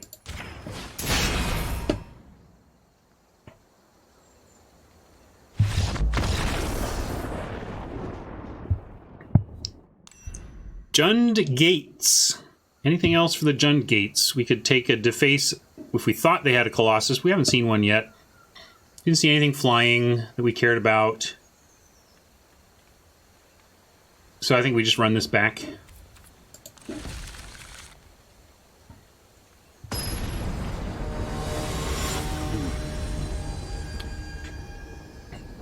My lower back has been telling me I'm an old man of late. That's fun. I still feel 27 in my head, but my body disagrees often.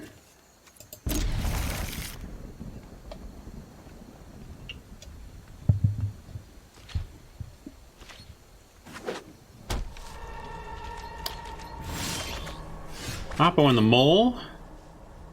I don't have a 2-drop in hand, so I'm going to go ahead and get the Fiend down, and then we'll look to gate on turn 2.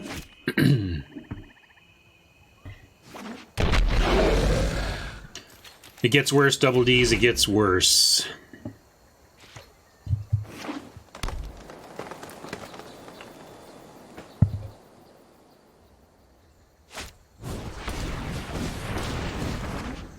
Most of my major injuries these days comes from sleeping. You know you're old when, like, sleeping is the most risk the most risk you incur every day.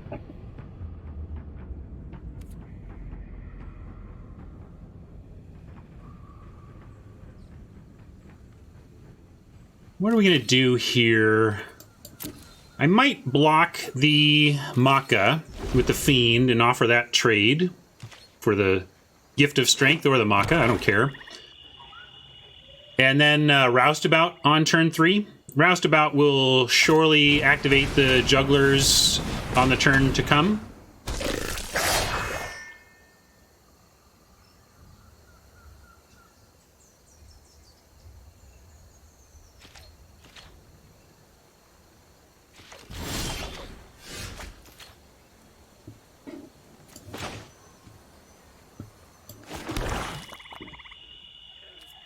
Yeah, I'm not going to trade a Fiend here. We're just going to Roustabout. Then we can send the Roustabout into these, trade with either one, and get the ping for the Jugglers.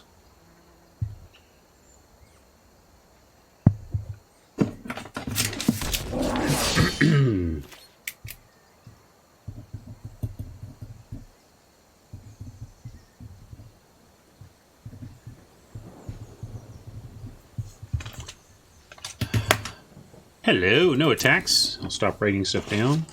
Have a little snack.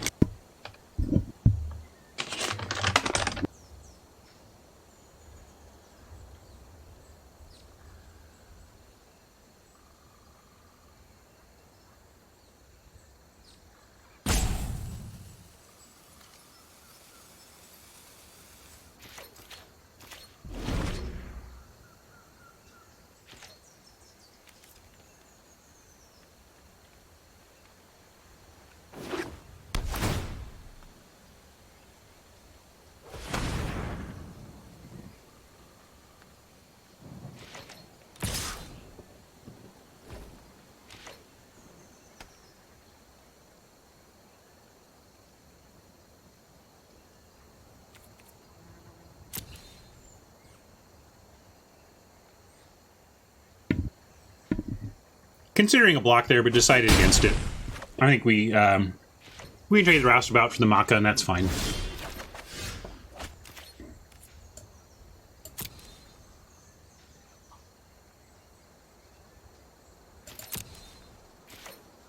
They're pausing, so this also suggests Gift of Strength. But I'll trade either one.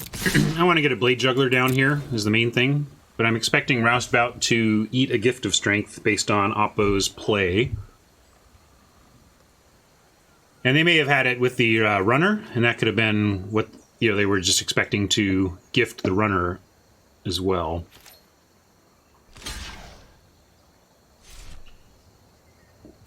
Huh. Cool by me, Oppo. I'm just looking for land. Mountain would be nice. Then we can skewer if we want. No mountain, but we do get a swamp. Happy for that. We have Carnival available, and they may do the land single play thing here, in which case we get to carnage their hand away. If they don't play anything amazing here, carnaging their hand away is going to be very good for us. Yeah, Axebane Beast is not amazing, and we get their last 2 cards.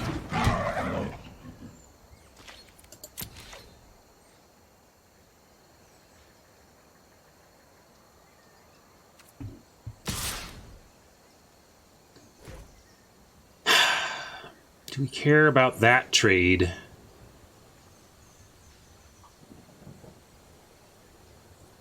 No, I'm going to take this. I'm fine. That's okay.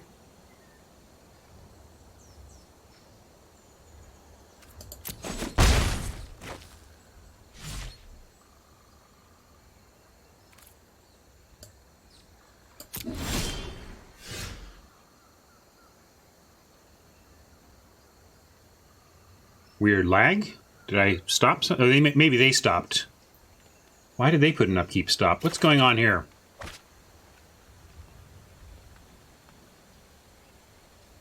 They've got like full control on or something? What are you doing, Oppo? Hey, average guy, you're tapped out. Well, full control style player. I'm the one with full control here. Full control over your hand.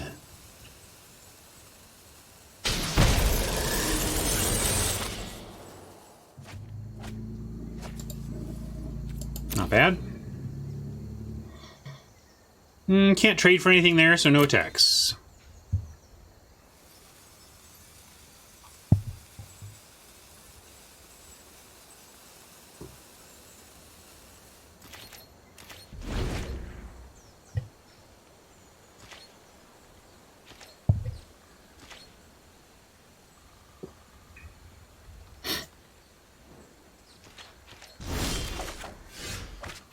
All right. Now, what can we do with all this?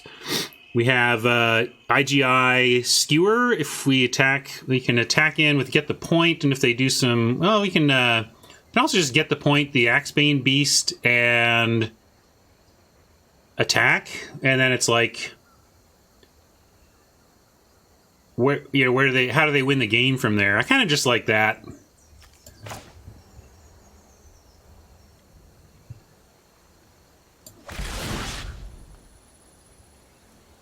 Scavenger, Sack, Fiend, Skewer. Well, maybe that's a play. Yeah, that's a reasonable play, actually, huh?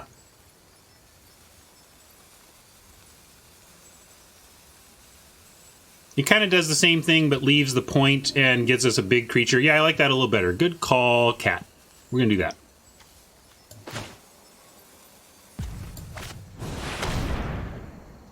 And Peas gets credit, too. That's what Peas was saying as well.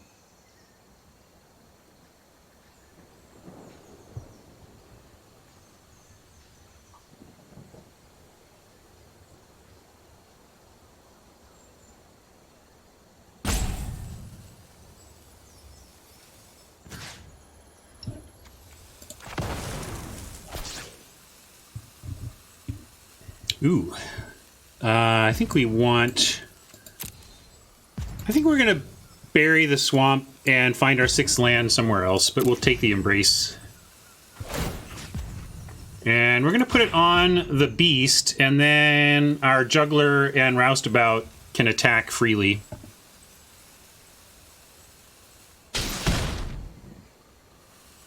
And then either we don't skewer this turn, or they let some of this through and we can skewer. They probably... They might just mock a runner block, and then we don't get the... Oh, no, we do get the skewer because of that, sure. We were guaranteed the skewer. Ape called Jack is following. Thank you, Ape. Or, I should say, Jack, you've made it clear how you'd like to be referred.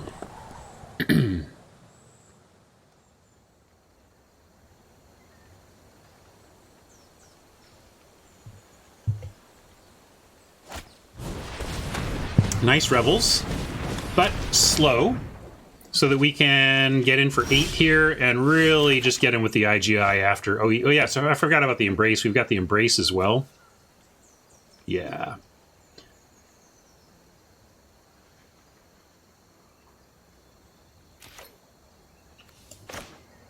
Let's do that.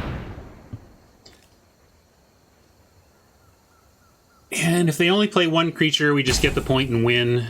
Like, there's a million ways we win from here, so I'm thinking this is fairly foregone. Papa would need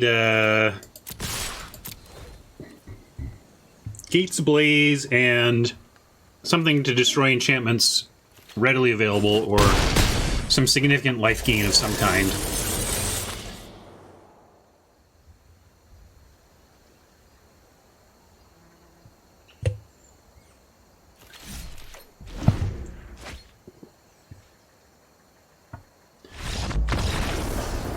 I wonder if Marshall is watching. We were talking about getting lunch this week. Let's see if I can summon the Sutcliffe. Marshall Sutcliffe.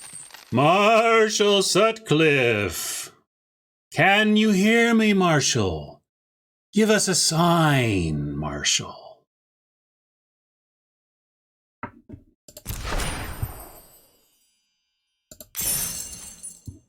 All right, we got to 2 wins. What are the magic words to summon Marshall? This burrito looks delicious.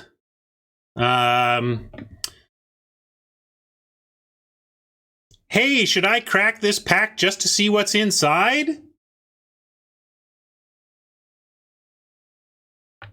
He must not be watching. We'd have him by now if he were. I'm going to send him a quick text. See if we're going to lunch today or not, because it may impact how long I stream today. Let's send Marshall a text. I'm all about the voice to text.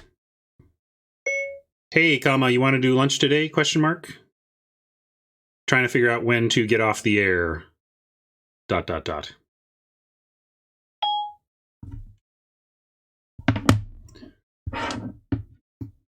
And we'll listen for the sound of the ticker. There it is. Yeah, he's down. Okay, Okay, I'll aim for 12:30 finish and ping you when I'm done.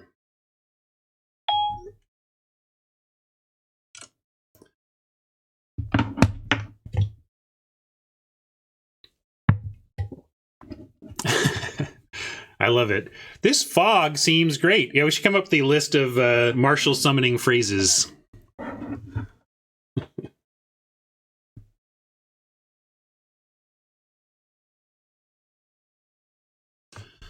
All right, then. So before we jump back into what might be our final match, but we hope we have at least a couple more, I said I would talk a little bit about my thoughts on Planeswalkers at Uncommon and the implications therein. And there are many.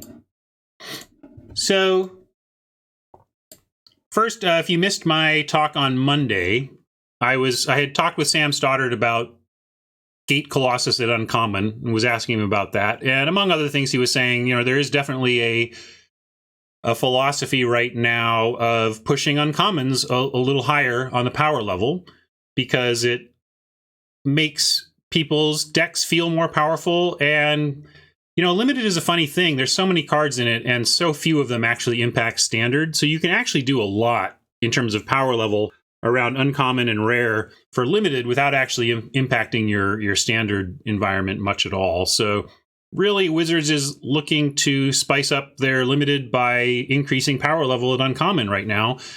And it worked really well with Dominaria, and so they're going to keep doing it until they see reasons that it's not working. One of the reasons I gave for it being a good thing to do for them is that higher power level limited decks tend to make players feel better about how they did in the draft. So if you end up with a higher power level deck, you feel like you probably like the format more. And so how does this relate to the Planeswalkers? Well, they brought Planeswalkers to uncommon. Planeswalkers are no card is inherently powerful because they all have mana costs. You can take anything and change its mana cost to adjust its power level, assuming it doesn't have any, free clauses or whatever. So, but we are used to Planeswalkers being very powerful cards, and powerful or not, they do change your play patterns, right? So one thing this got me thinking about is wondering if War of the Spark in Limited is going to feel like an underpowered cube environment, in the sense that cube is about the only place where you are playing Limited, and Planeswalkers are a heavy part of the meta, right? So I think we might be able to get some lessons from our experiences in Cube. And certainly those who've spent a lot of time playing Cube and have made the fundamental decision of attack player or attack Planeswalker again and again and again, those types of players are going to have an advantage, because that's the big thing that's going to be part of this play environment almost no matter what. Assuming they want us to play Planeswalkers, which, they're, the other thing to know about Wizards is when they introduced a core mechanic, they're trying to make it work. Like, they really wanted, Undergrowth to work for Golgari. It's not like you're like, well, Undergrowth is bad, but let's put it in the set anyway, it'll be fine. It's like, no, they thought it was good enough, right? So they're trying to make all these things work. So when I see something like, oh, Planeswalkers are going to be at Uncommon, my presumption is there are going to be some extremely powerful Planeswalkers at Uncommon, or else why did they do it, right? So we can assume that there's going to be some power level there. And so the play pattern of this set is going to have a lot of decisions around attacking Planeswalkers or attacking the player. And I think they're going to be harder decisions because of the fact that the Planeswalkers are not going to be as powerful. In Constructed, I don't know if there's some hardcore Constructeds out there. You could let me know what you think the percentage is, but I think a pretty high percentage of the time, if you don't have the spell tools to deal with the Planeswalker and you have the creature tools, in Constructed, you're largely attacking the Planeswalker and getting it off the board. They're just too powerful. And so that decision is actually a little easier in Constructed. Like, I got to get rid of that Teferi or I can't win this game, so course is clear. This changes when you have a medium Saga-like uncommon Planeswalker that might have do a couple things and then go away. Suddenly attacking the Planeswalker is not the obvious thing to do, and we're going to we're all going to get a lot better at that skill of making that decision. And so let's think of some other impacts. One impact of that decision happening a lot. So people are going to be spending a lot of their attacks on Planeswalkers. Like, all right, you're at 15 and I could knock you to 10, but instead I'm going to send my 5 power of flying at your 3 loyalty Planeswalker to just get it off the table. So a lot of that's going to happen. And note that what effectively happened there was the Planeswalker controlling player was virtually got a 5-point life gain. So Planeswalkers, in a virtual sense, represent life gain every time they divert an attack away from the face and towards the Planeswalker. So another consequence of a Planeswalker-heavy format is that I think it's going to be a controlling longer format. That would be my guess. Again, it all depends on the power level and synergies of the individual cards. But because there's this play pattern of attack here, and often you're going to be diverting your attacks away from the player and to the Planeswalkers, the games seem like they're just going to go longer. And because of the complexity of that decision of attack this or attack that, the setup here screams at me that there's a risk of a high complexity format, whether you think that's good or bad, and it is going to depend. There's been complex formats that I thought whatever, like Kaladesh was a pretty complex format that I enjoyed, but it wasn't anything amazing. But then sometimes complex formats are just the best thing ever. Like a Khans of Tarkir was a pretty complicated format, but it was great. So who does complicated formats help? And the answer is the better players. I think my early prediction is this is going to be that if it's fun players like LSV are just going to crush, dominate, and not look back, because this is going to be, if the games go long and there's a lot of finicky decisions, every single one of those decisions that LSV gets to make while you have to make a similar one is going to give him an advantage in that game, you know? So that's another thing I expect. I expect this to be a format that favors better players, and I expect it to be controlling and slow, and those go hand in hand, frankly. The slower the format, the more controlling the format, the more success I've seen from the better players. For example, M14, one of the most controlling, slowest draft formats of all time, was just super spiky. The best players were amazing at that format. Yeah, and another thing that it means is that if games are going longer, you can do more splashing, and they could be more gold, even though it's not necessarily a gold set. And let's see, whatever. Also, I just would point out that from WotC's standpoint, this is a huge complexity point spend. Complexity points are an abstract concept that you consider as you are designing a set. And this is the kind of thing, the kind of metric, the kind of heuristic that emerged from the sales and player reception disaster that was Future Sight. You know, Future Sight was a clever set, but it was too clever for its own good and crumbled under its own weight, and new players hated it, and old players, while maybe they got a kick out of it, it didn't really grab them either. And so, and it was too complex. The set had a million mechanics in it, right? And so it was failures of sets like Future Sight to live up to expectations of sales that led Wizards to, it led R&D to kind of recalibrate their philosophy. And that's where you'll hear Mark Rosewater talk about the New World Order in R&D. And basically New World Order, while very sinister sounding, just means get complexity, reduce complexity of the set overall. Not that you can't be complex, but that your sum total of complexity needs to be under a bar. And that you want to move complexity out of common and into uncommon and higher. And that you do that, and then an individual pack is easier to understand, and sets are a little bit easier to manage. But this Planeswalkers at uncommon is a massive complexity spend.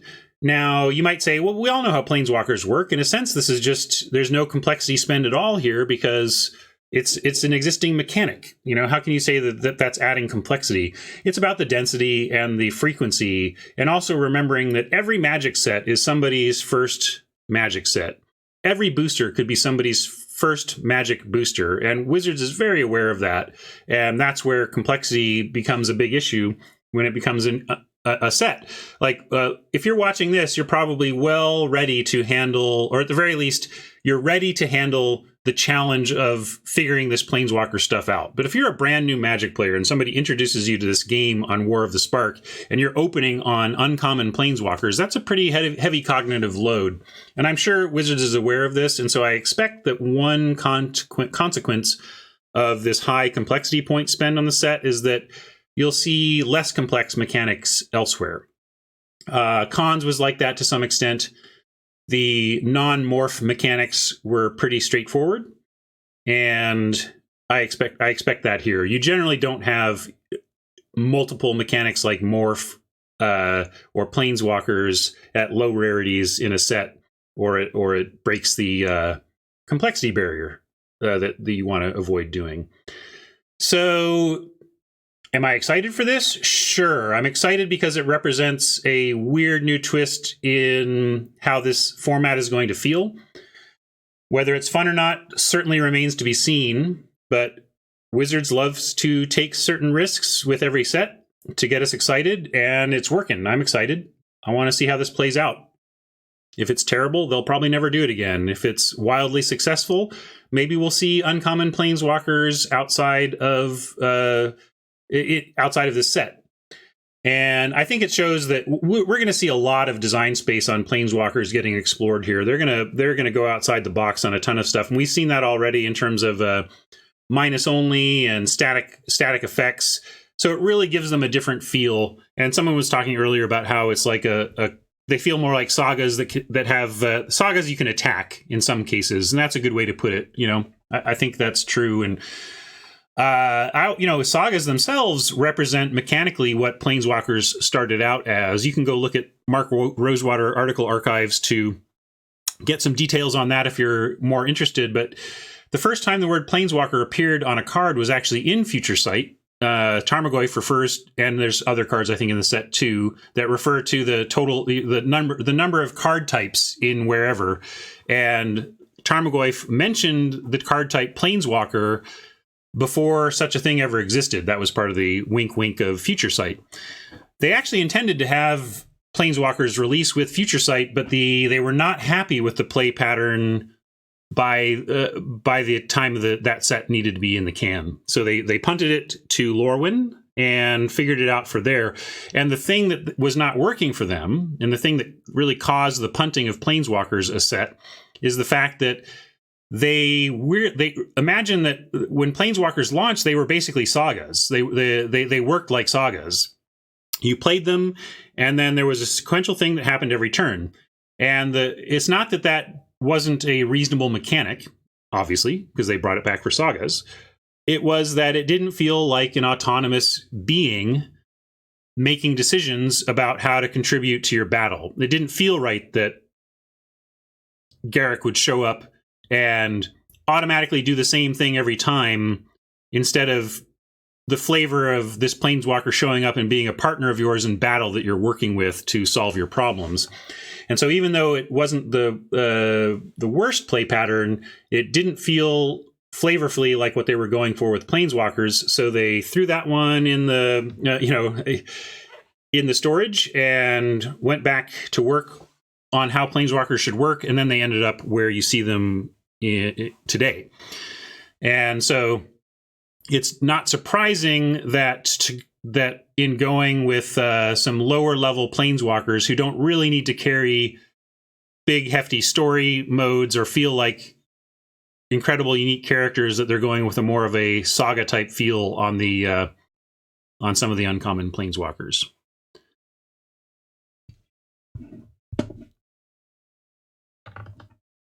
So those are my thoughts on the implications of uncommon Planeswalkers on limited in War of the Spark, and I'm looking forward to finding out how it feels and where I was wrong and where I was right. Now let's get back to some play, huh? East, when did that level up elf show up? Level up elf show up. Is that one that mentioned Planeswalkers as well? Not sure.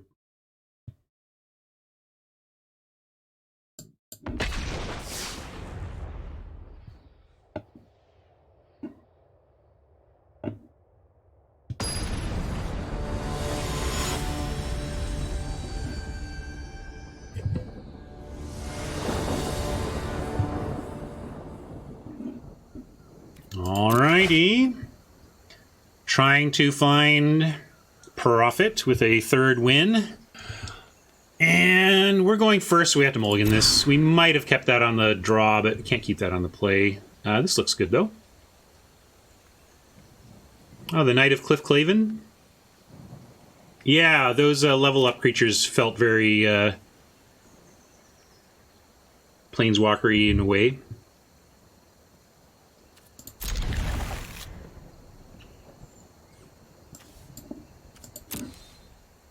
I'm going to look for action instead of keeping that land, especially a swamp.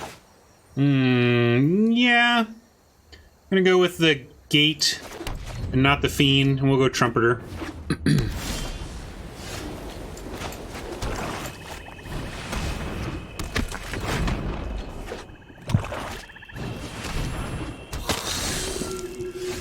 Pontiff.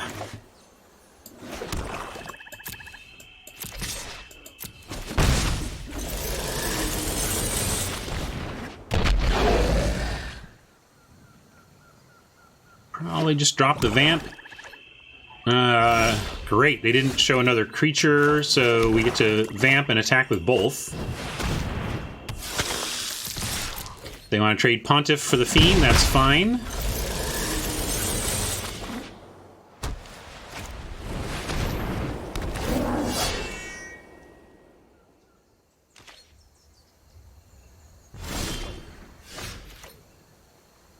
Here I'm willing to trade the Juggler for the Pontiff, or the Trumpeter for the Pontiff.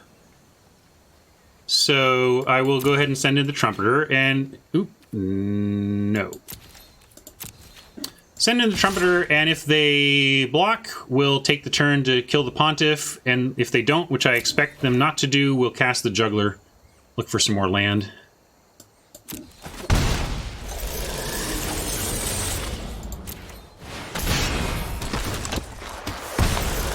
Cool. Found the land. Next turn we get a Spectacled Rafter Demon. Not bad.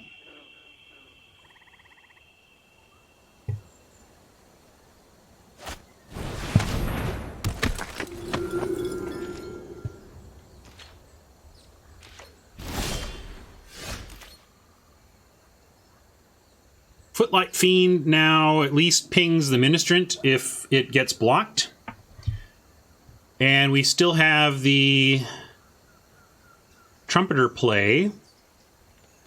They may trade off... They may save the Pontiff with the Ministrant and create flyers. Let's see. If we attack with everything but the Vampire and they put, you know, Undercity Scavenger in front of Footlight Fiend and they put something else in front of Pontiff, then they sack... Well, I guess if they sack the Ministrant, then the Footlight Fiend at least takes out a 1/1 flyer. That's what I was making sure of, that if we attack with these three, that no matter how they block, the Footlight Fiend could at least take out a Ministrant flyer if they block that way. So I could also... If I attack with a Trumpeter again, we are committing to activating it, and I'm not sure I want to now that they have the Pontiff. So I'm just going to send in these two.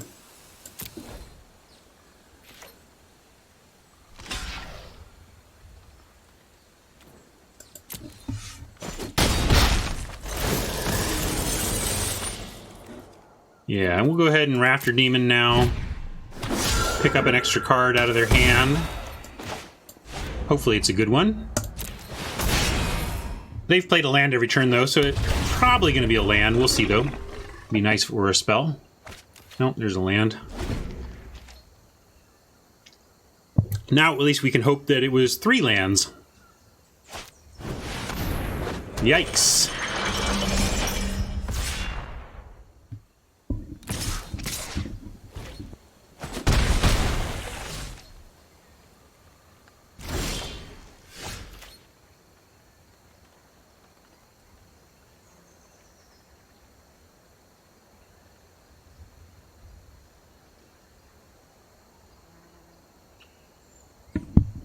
So how do we win? This has gotten complex. Pontiff gets to trade for anything on the ground at the cost of a single spirit. That doesn't seem great. This Seraph is high pressure, and if we deal with it, it creates 2 more flyers. So we have a 2-spell play if we do this. We could IGI, but it may be that the way we win is actually Vindictive Vampire and getting hyper aggro.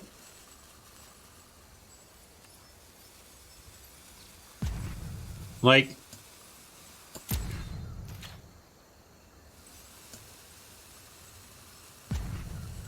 I kind of almost like Footlight Fiend. Nah, alright. I'm going to skip the attacking. Well, we could send in the Footlight Fiend. I'm going to do it. If they block it,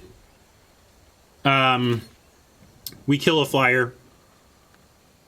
They may think that we're desperate for some spectacle or something, but we get it no matter what. So this is just to...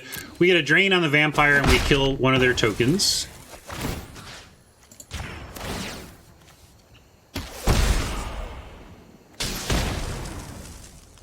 And I'm going to go ahead and max mana, cast all of our stuff, and we can follow with an IGI next turn.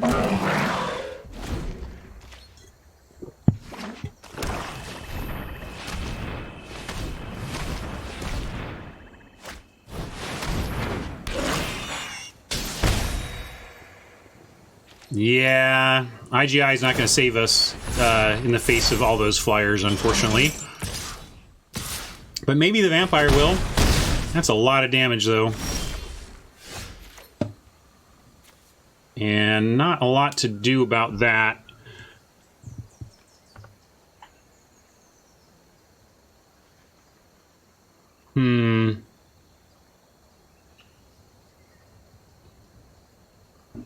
Tapped out on Pontiff, at least.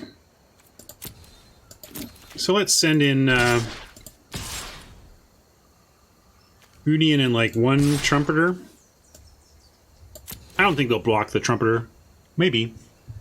They might call our bluff and force us to activate Trumpeter, but I'm thinking we have to take some risks here, get a little extra damage in with the Trumpeter, under the assumption they don't want to trade with it. You think the Trumpeters are worth more to us getting there than IGI? Maybe, but IGI does the activate drain 4. I think having that up is going to be valuable. But then again, yeah, I don't know. What are they blocking? No, they are blocking that. Okay. Well, we're going to do that.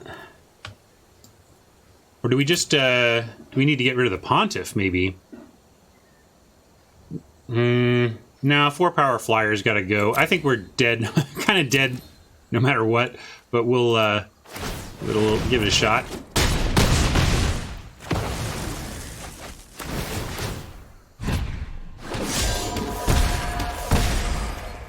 I don't know how many turns we have. There's a lot of math to figure that out between vampire drains and possible thralls and IGI. I'm not really doing the numbers yet. I'm just kind of playing the spells we have in a way that seems to give us the best chance to stitch together a win.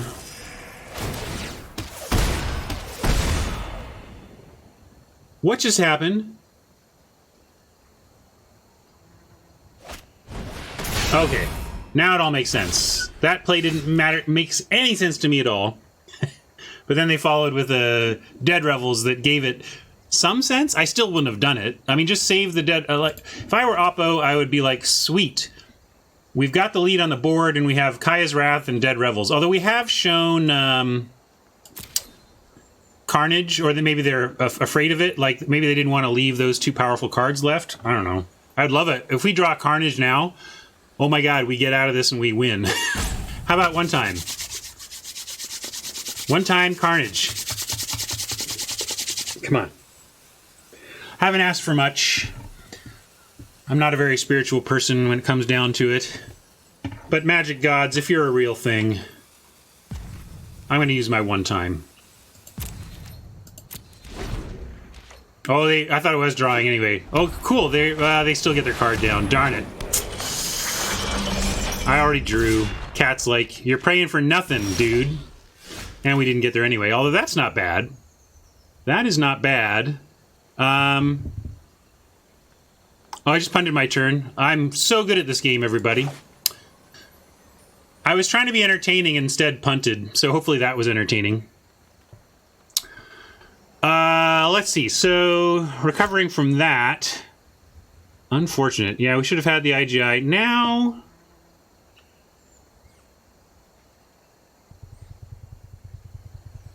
I thought we were on their turn, guys. That's why I didn't play anything. Yeah, at least it was a funny punt. I hope you were amused.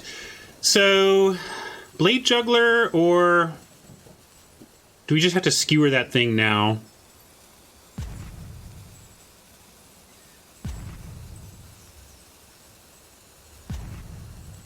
Or IGI. I'm going to IGI now, because then it turns both of these on next turn.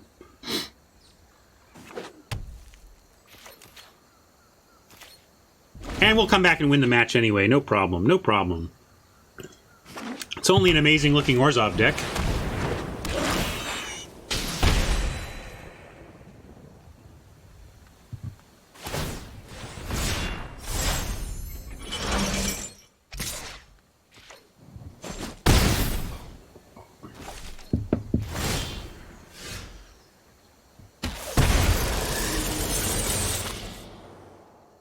Okay. Let's start here on the Thrall. I guess it doesn't matter which one we do.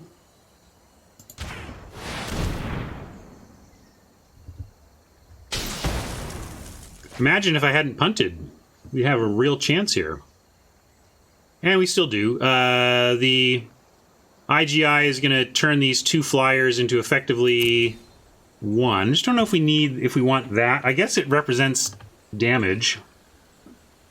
Yeah, I don't know why they gave us a chance with that Wrath. It's a creature. I'm going to keep it. It's not very exciting, but it's so much better than a complete blank.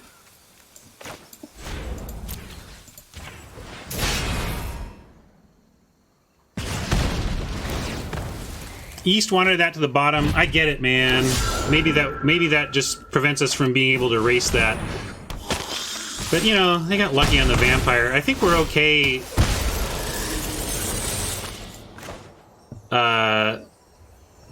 If we...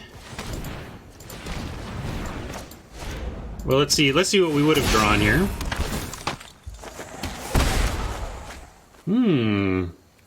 Even better. But we'll save that, and, well, I guess if we're going to trade, we would trade the Juggler off for the Vampire anyway, so we'll go ahead and play the Spirit.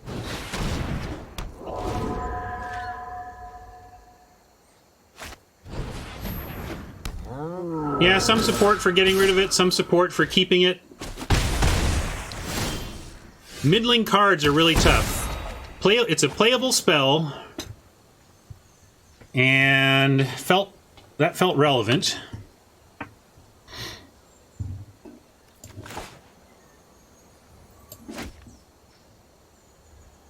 And actually, we send both and then play both.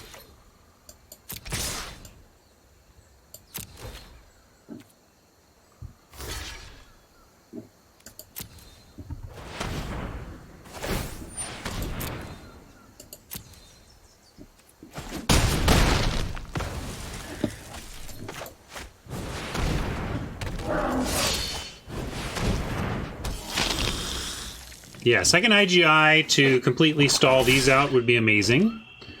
Roustabout versus Infiltrator. I guess Roustabout is weaker.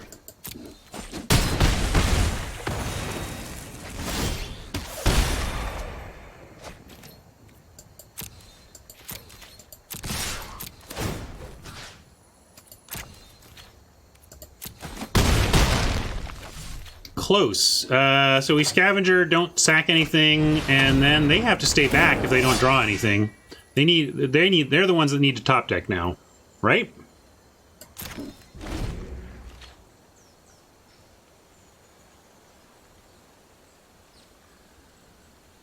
That was my feeling, red and black. We just really didn't want to land. Oh, come on! Not like that! Ah! What a gross loss. You.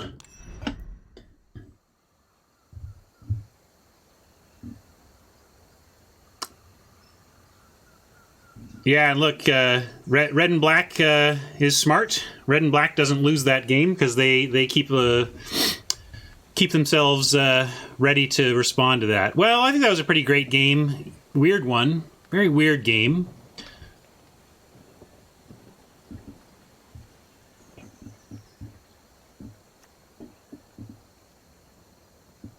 Don't think we want that. So we do want our flying stuff, though. So let's bring in collision, and cut one IGI. That goes more there. Maybe even cut a clear the stage then.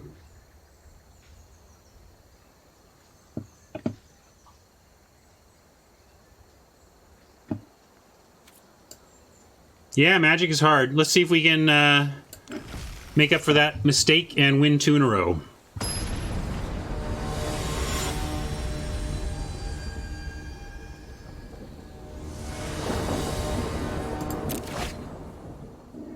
Fine start. Need a little more land, but looking good other than that. Oppo mulling.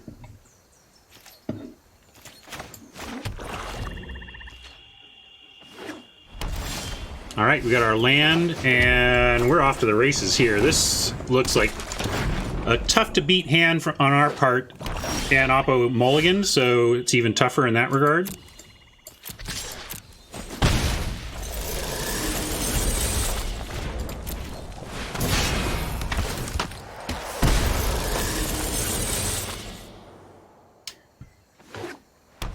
Yeah, sometimes, you know, when I look back on the mistake at the end of the last game, it's like a lot of, I feel like I punt a lot on, like, just not slowing down and reviewing, you know? I think if I had slowed down and reviewed that situation, I would have found the safety play.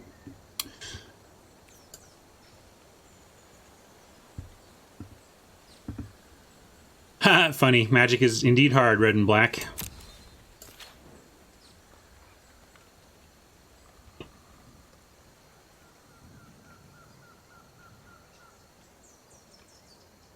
I don't think...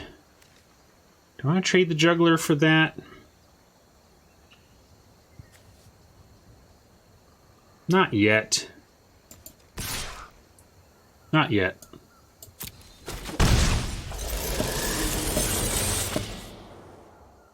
Now, the trouble is it comes in too late. The problem with you trying to save me from acting too quickly and not thinking through is that I've acted too quickly, and therefore your feedback to think it through hasn't even made it to me before I've already clicked the button, you know? But yes, you can do whatever, you know. If you want to come up with a phrase, we can try. Let's see. If there was a mountain, I was thinking I might skewer that. But no, we'll just throw this down and keep it going.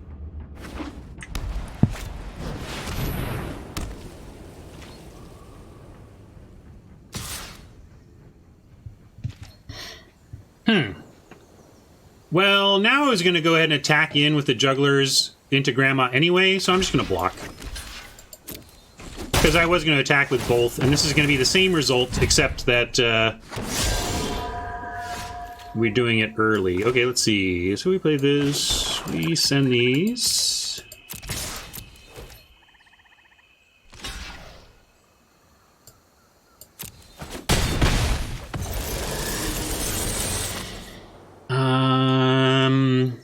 We have Roustabout with Collision available.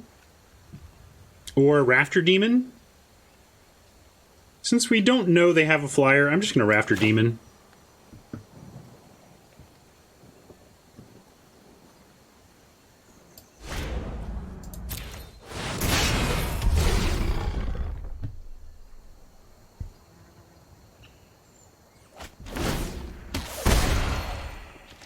Yeah, IGI is not the best empty board play for anybody. Well, this is your empty board. If their board is empty, it's going to be fine.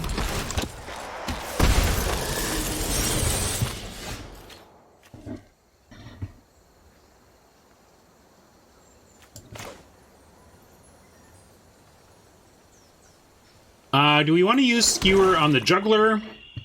Or just offer a trade here? 4 damage is a lot. And we still get to cast the Roustabout after, so I'm going to do it.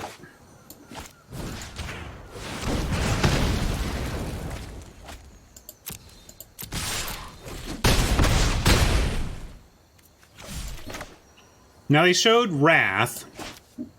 Do we overextend into a possible Wrath when they seem to be missing a swamp?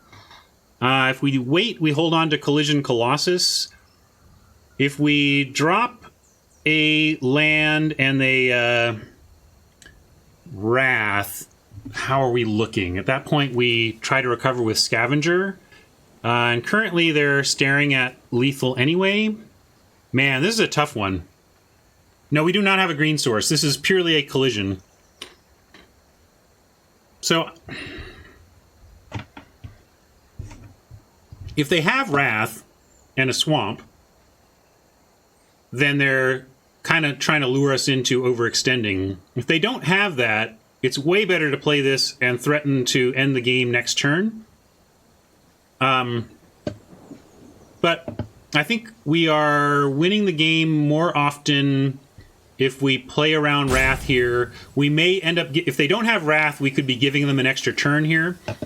But I think we can beat an extra turn, whereas if we play the Roustabout and they Wrath, then we are actually in pretty bad shape. Like, we are suddenly significantly behind. So I'm going to wait. Maybe they'll play a Flyer, and we can just collision it out of the air. Yeah, we have lethal with activation,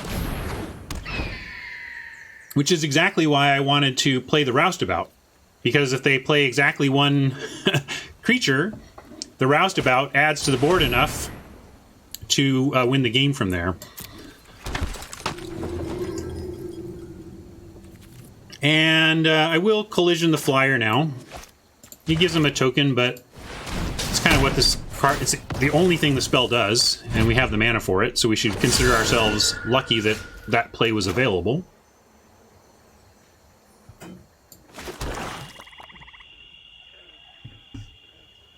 Now... we have a Trumpeter Pump and a Roustabout we could play. And Demon trades with Oligarch. Blade Juggler probably gets through. And Trumpeter probably gets through. That's pretty good.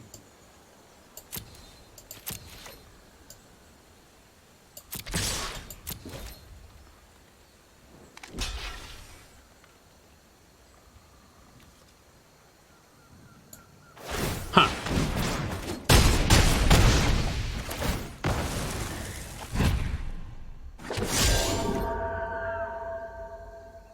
Yeah, I'm going to play it. I'm still worried about that Wrath, but now it would be like their last card in hand, and we do have a Scavenger to follow with. And I really want to close them out if they don't have the Wrath ready. That was kind of the implied Flyer that I was bringing in the collisions for. That's good. Doesn't allow us to pump the Trumpeter, but it makes these trades good for us.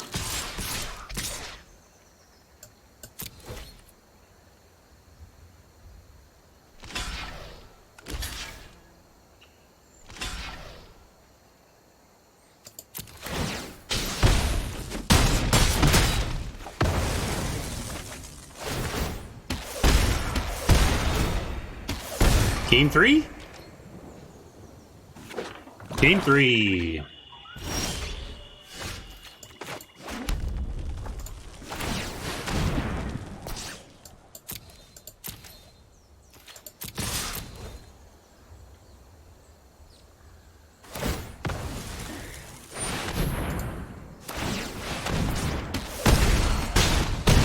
Oh, they still have one life.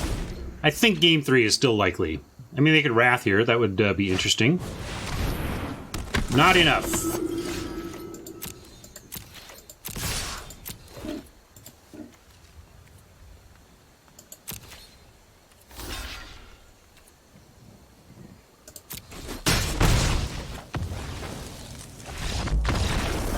Okay.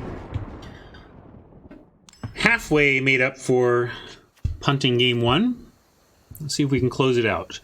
Any other changes? There's the option to bring in Expose and some of the white for their IGI. We're going to be on the draw.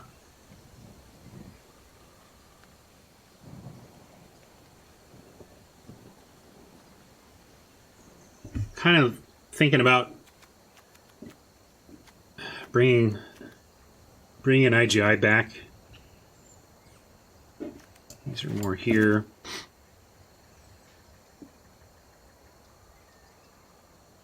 But this is played fine.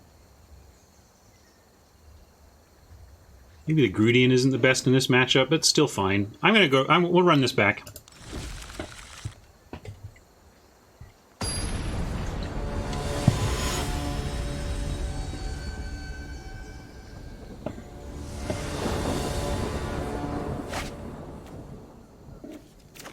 All right.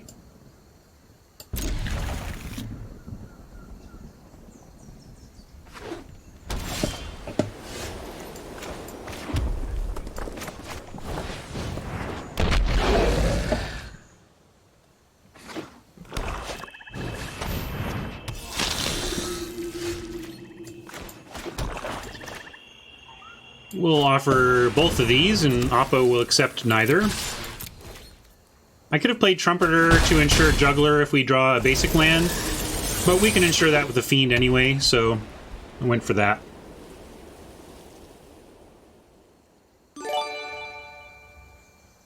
Check Nick DD. Welcome. Thanks for the follow.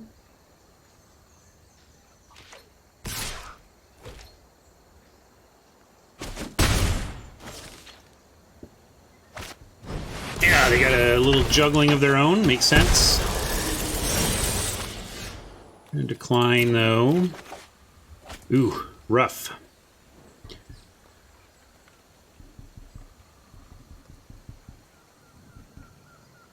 I think I'll offer the Footlight Fiend for the Juggler, see if they want to take that. They might just because they're afraid of our Spectacle, but our Spectacle was a lie. Come on, deck, a little land, give me a chance here. Give me a chance for redemption. Redemption shot.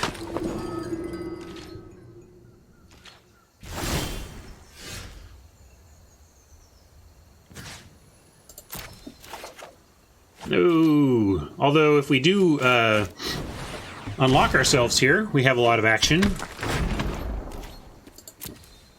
I mean, heck, I'm just going to throw 10 creatures at their face to win this game, apparently.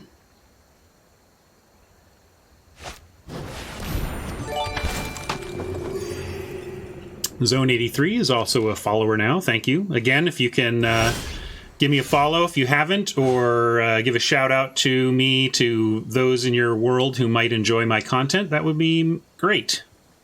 I'm going to decline to do this. And yeah, could be. They don't lose a whole lot if they Wrath.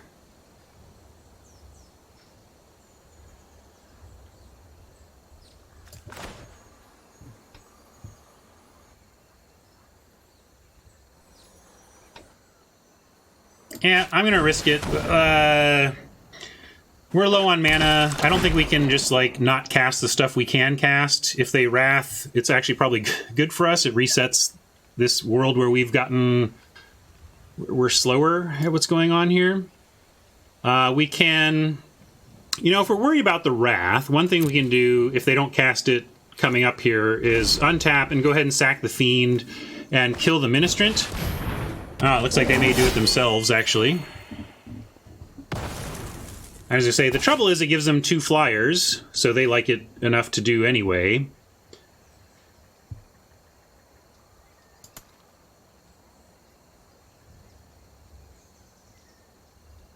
Top bottom from the scry.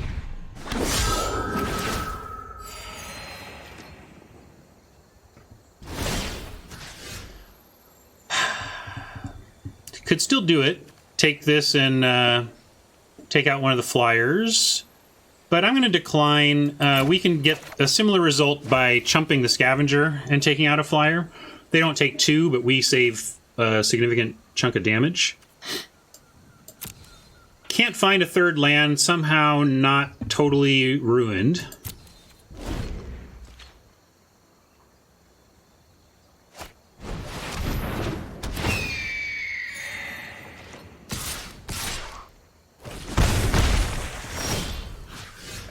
Still going to decline, same reason. Almost to the point of discarding now. I wish you could take out this Pontiff. I'm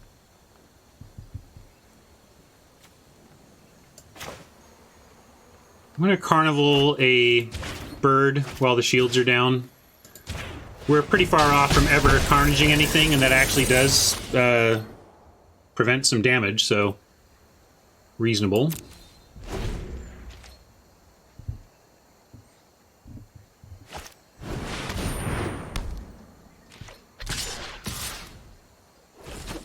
Need some land nowish, or we're kind of out of this. In fact, I think I'm going to go with the Sack Fiend and kill the 1/1 plan. Because this IGI and this air pressure, we have to stop it. Alright, well, we got that much. And there's only one thing we can Juggler or Roustabout, but we need to take the point and juggle. And it unfolds as P's suggested it might. No attacks, though.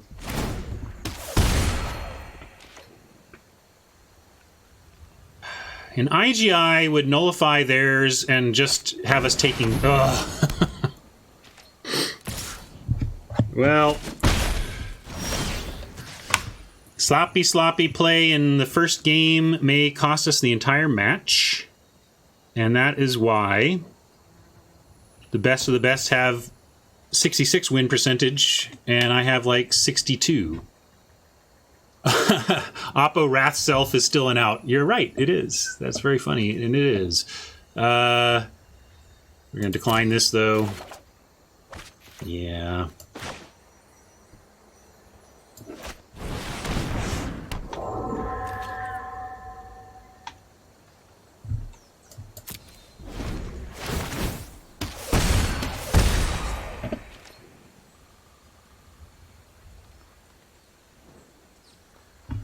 If we get 2 IGI, they're still attacking us for 2, and we're kind of dead to that.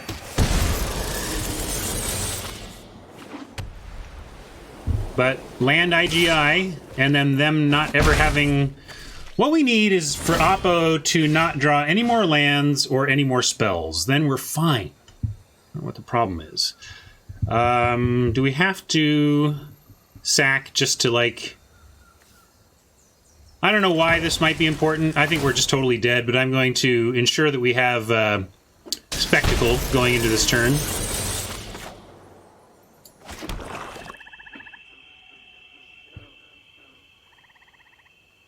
Can we do anything to survive? Again, assuming they don't have land, and we're only going to go to 3, 2, 1. We go to 1, and then we need... 1, 2, 3, 4, 5 blockers. We have the 5 blockers, so we're not dead. Can't play a juggler, or we are dead. So then we play an IGI.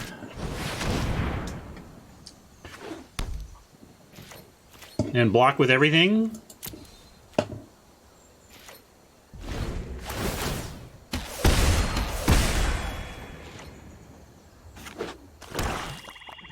Okay, now we did. Darn it, I was hoping to make up for my Game 1 error with a comeback win.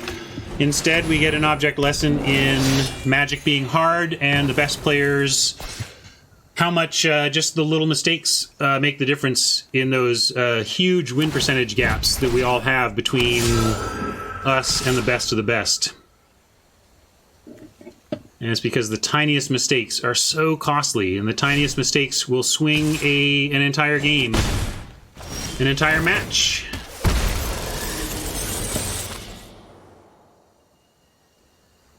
Why aren't we dead? I'm sitting here talking, waiting to see defeat. I don't understand why we're not dead. Oppo torturing me with having to tough it out. I know that. Why didn't they? They should have just activated. What were they afraid of? Are they just playing with me? They were just like, well, we'll play with our meal. All right, how can I kill myself? Any style point deaths here? I can't really juggle twice is the problem.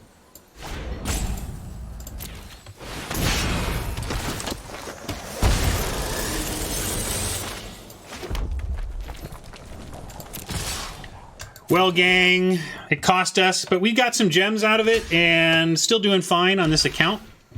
And not bad timing. I get to let Marsh know I'm heading out soon to join him for lunch. And we get to watch Oppo make a bunch of blocks. And then, now who's wasting time?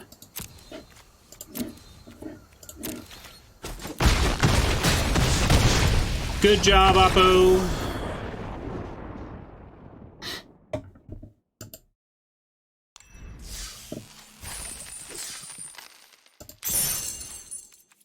Well, not my best showing, but I'm happy for the 2 wins. Happy we got a little gem grind in, and we'll get some extra gem grind right now. Crack these packs.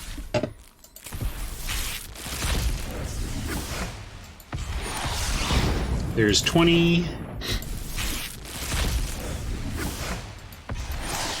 40... 60 plus the 40 we ground at the beginning of things gives us 100 gems on the grind, and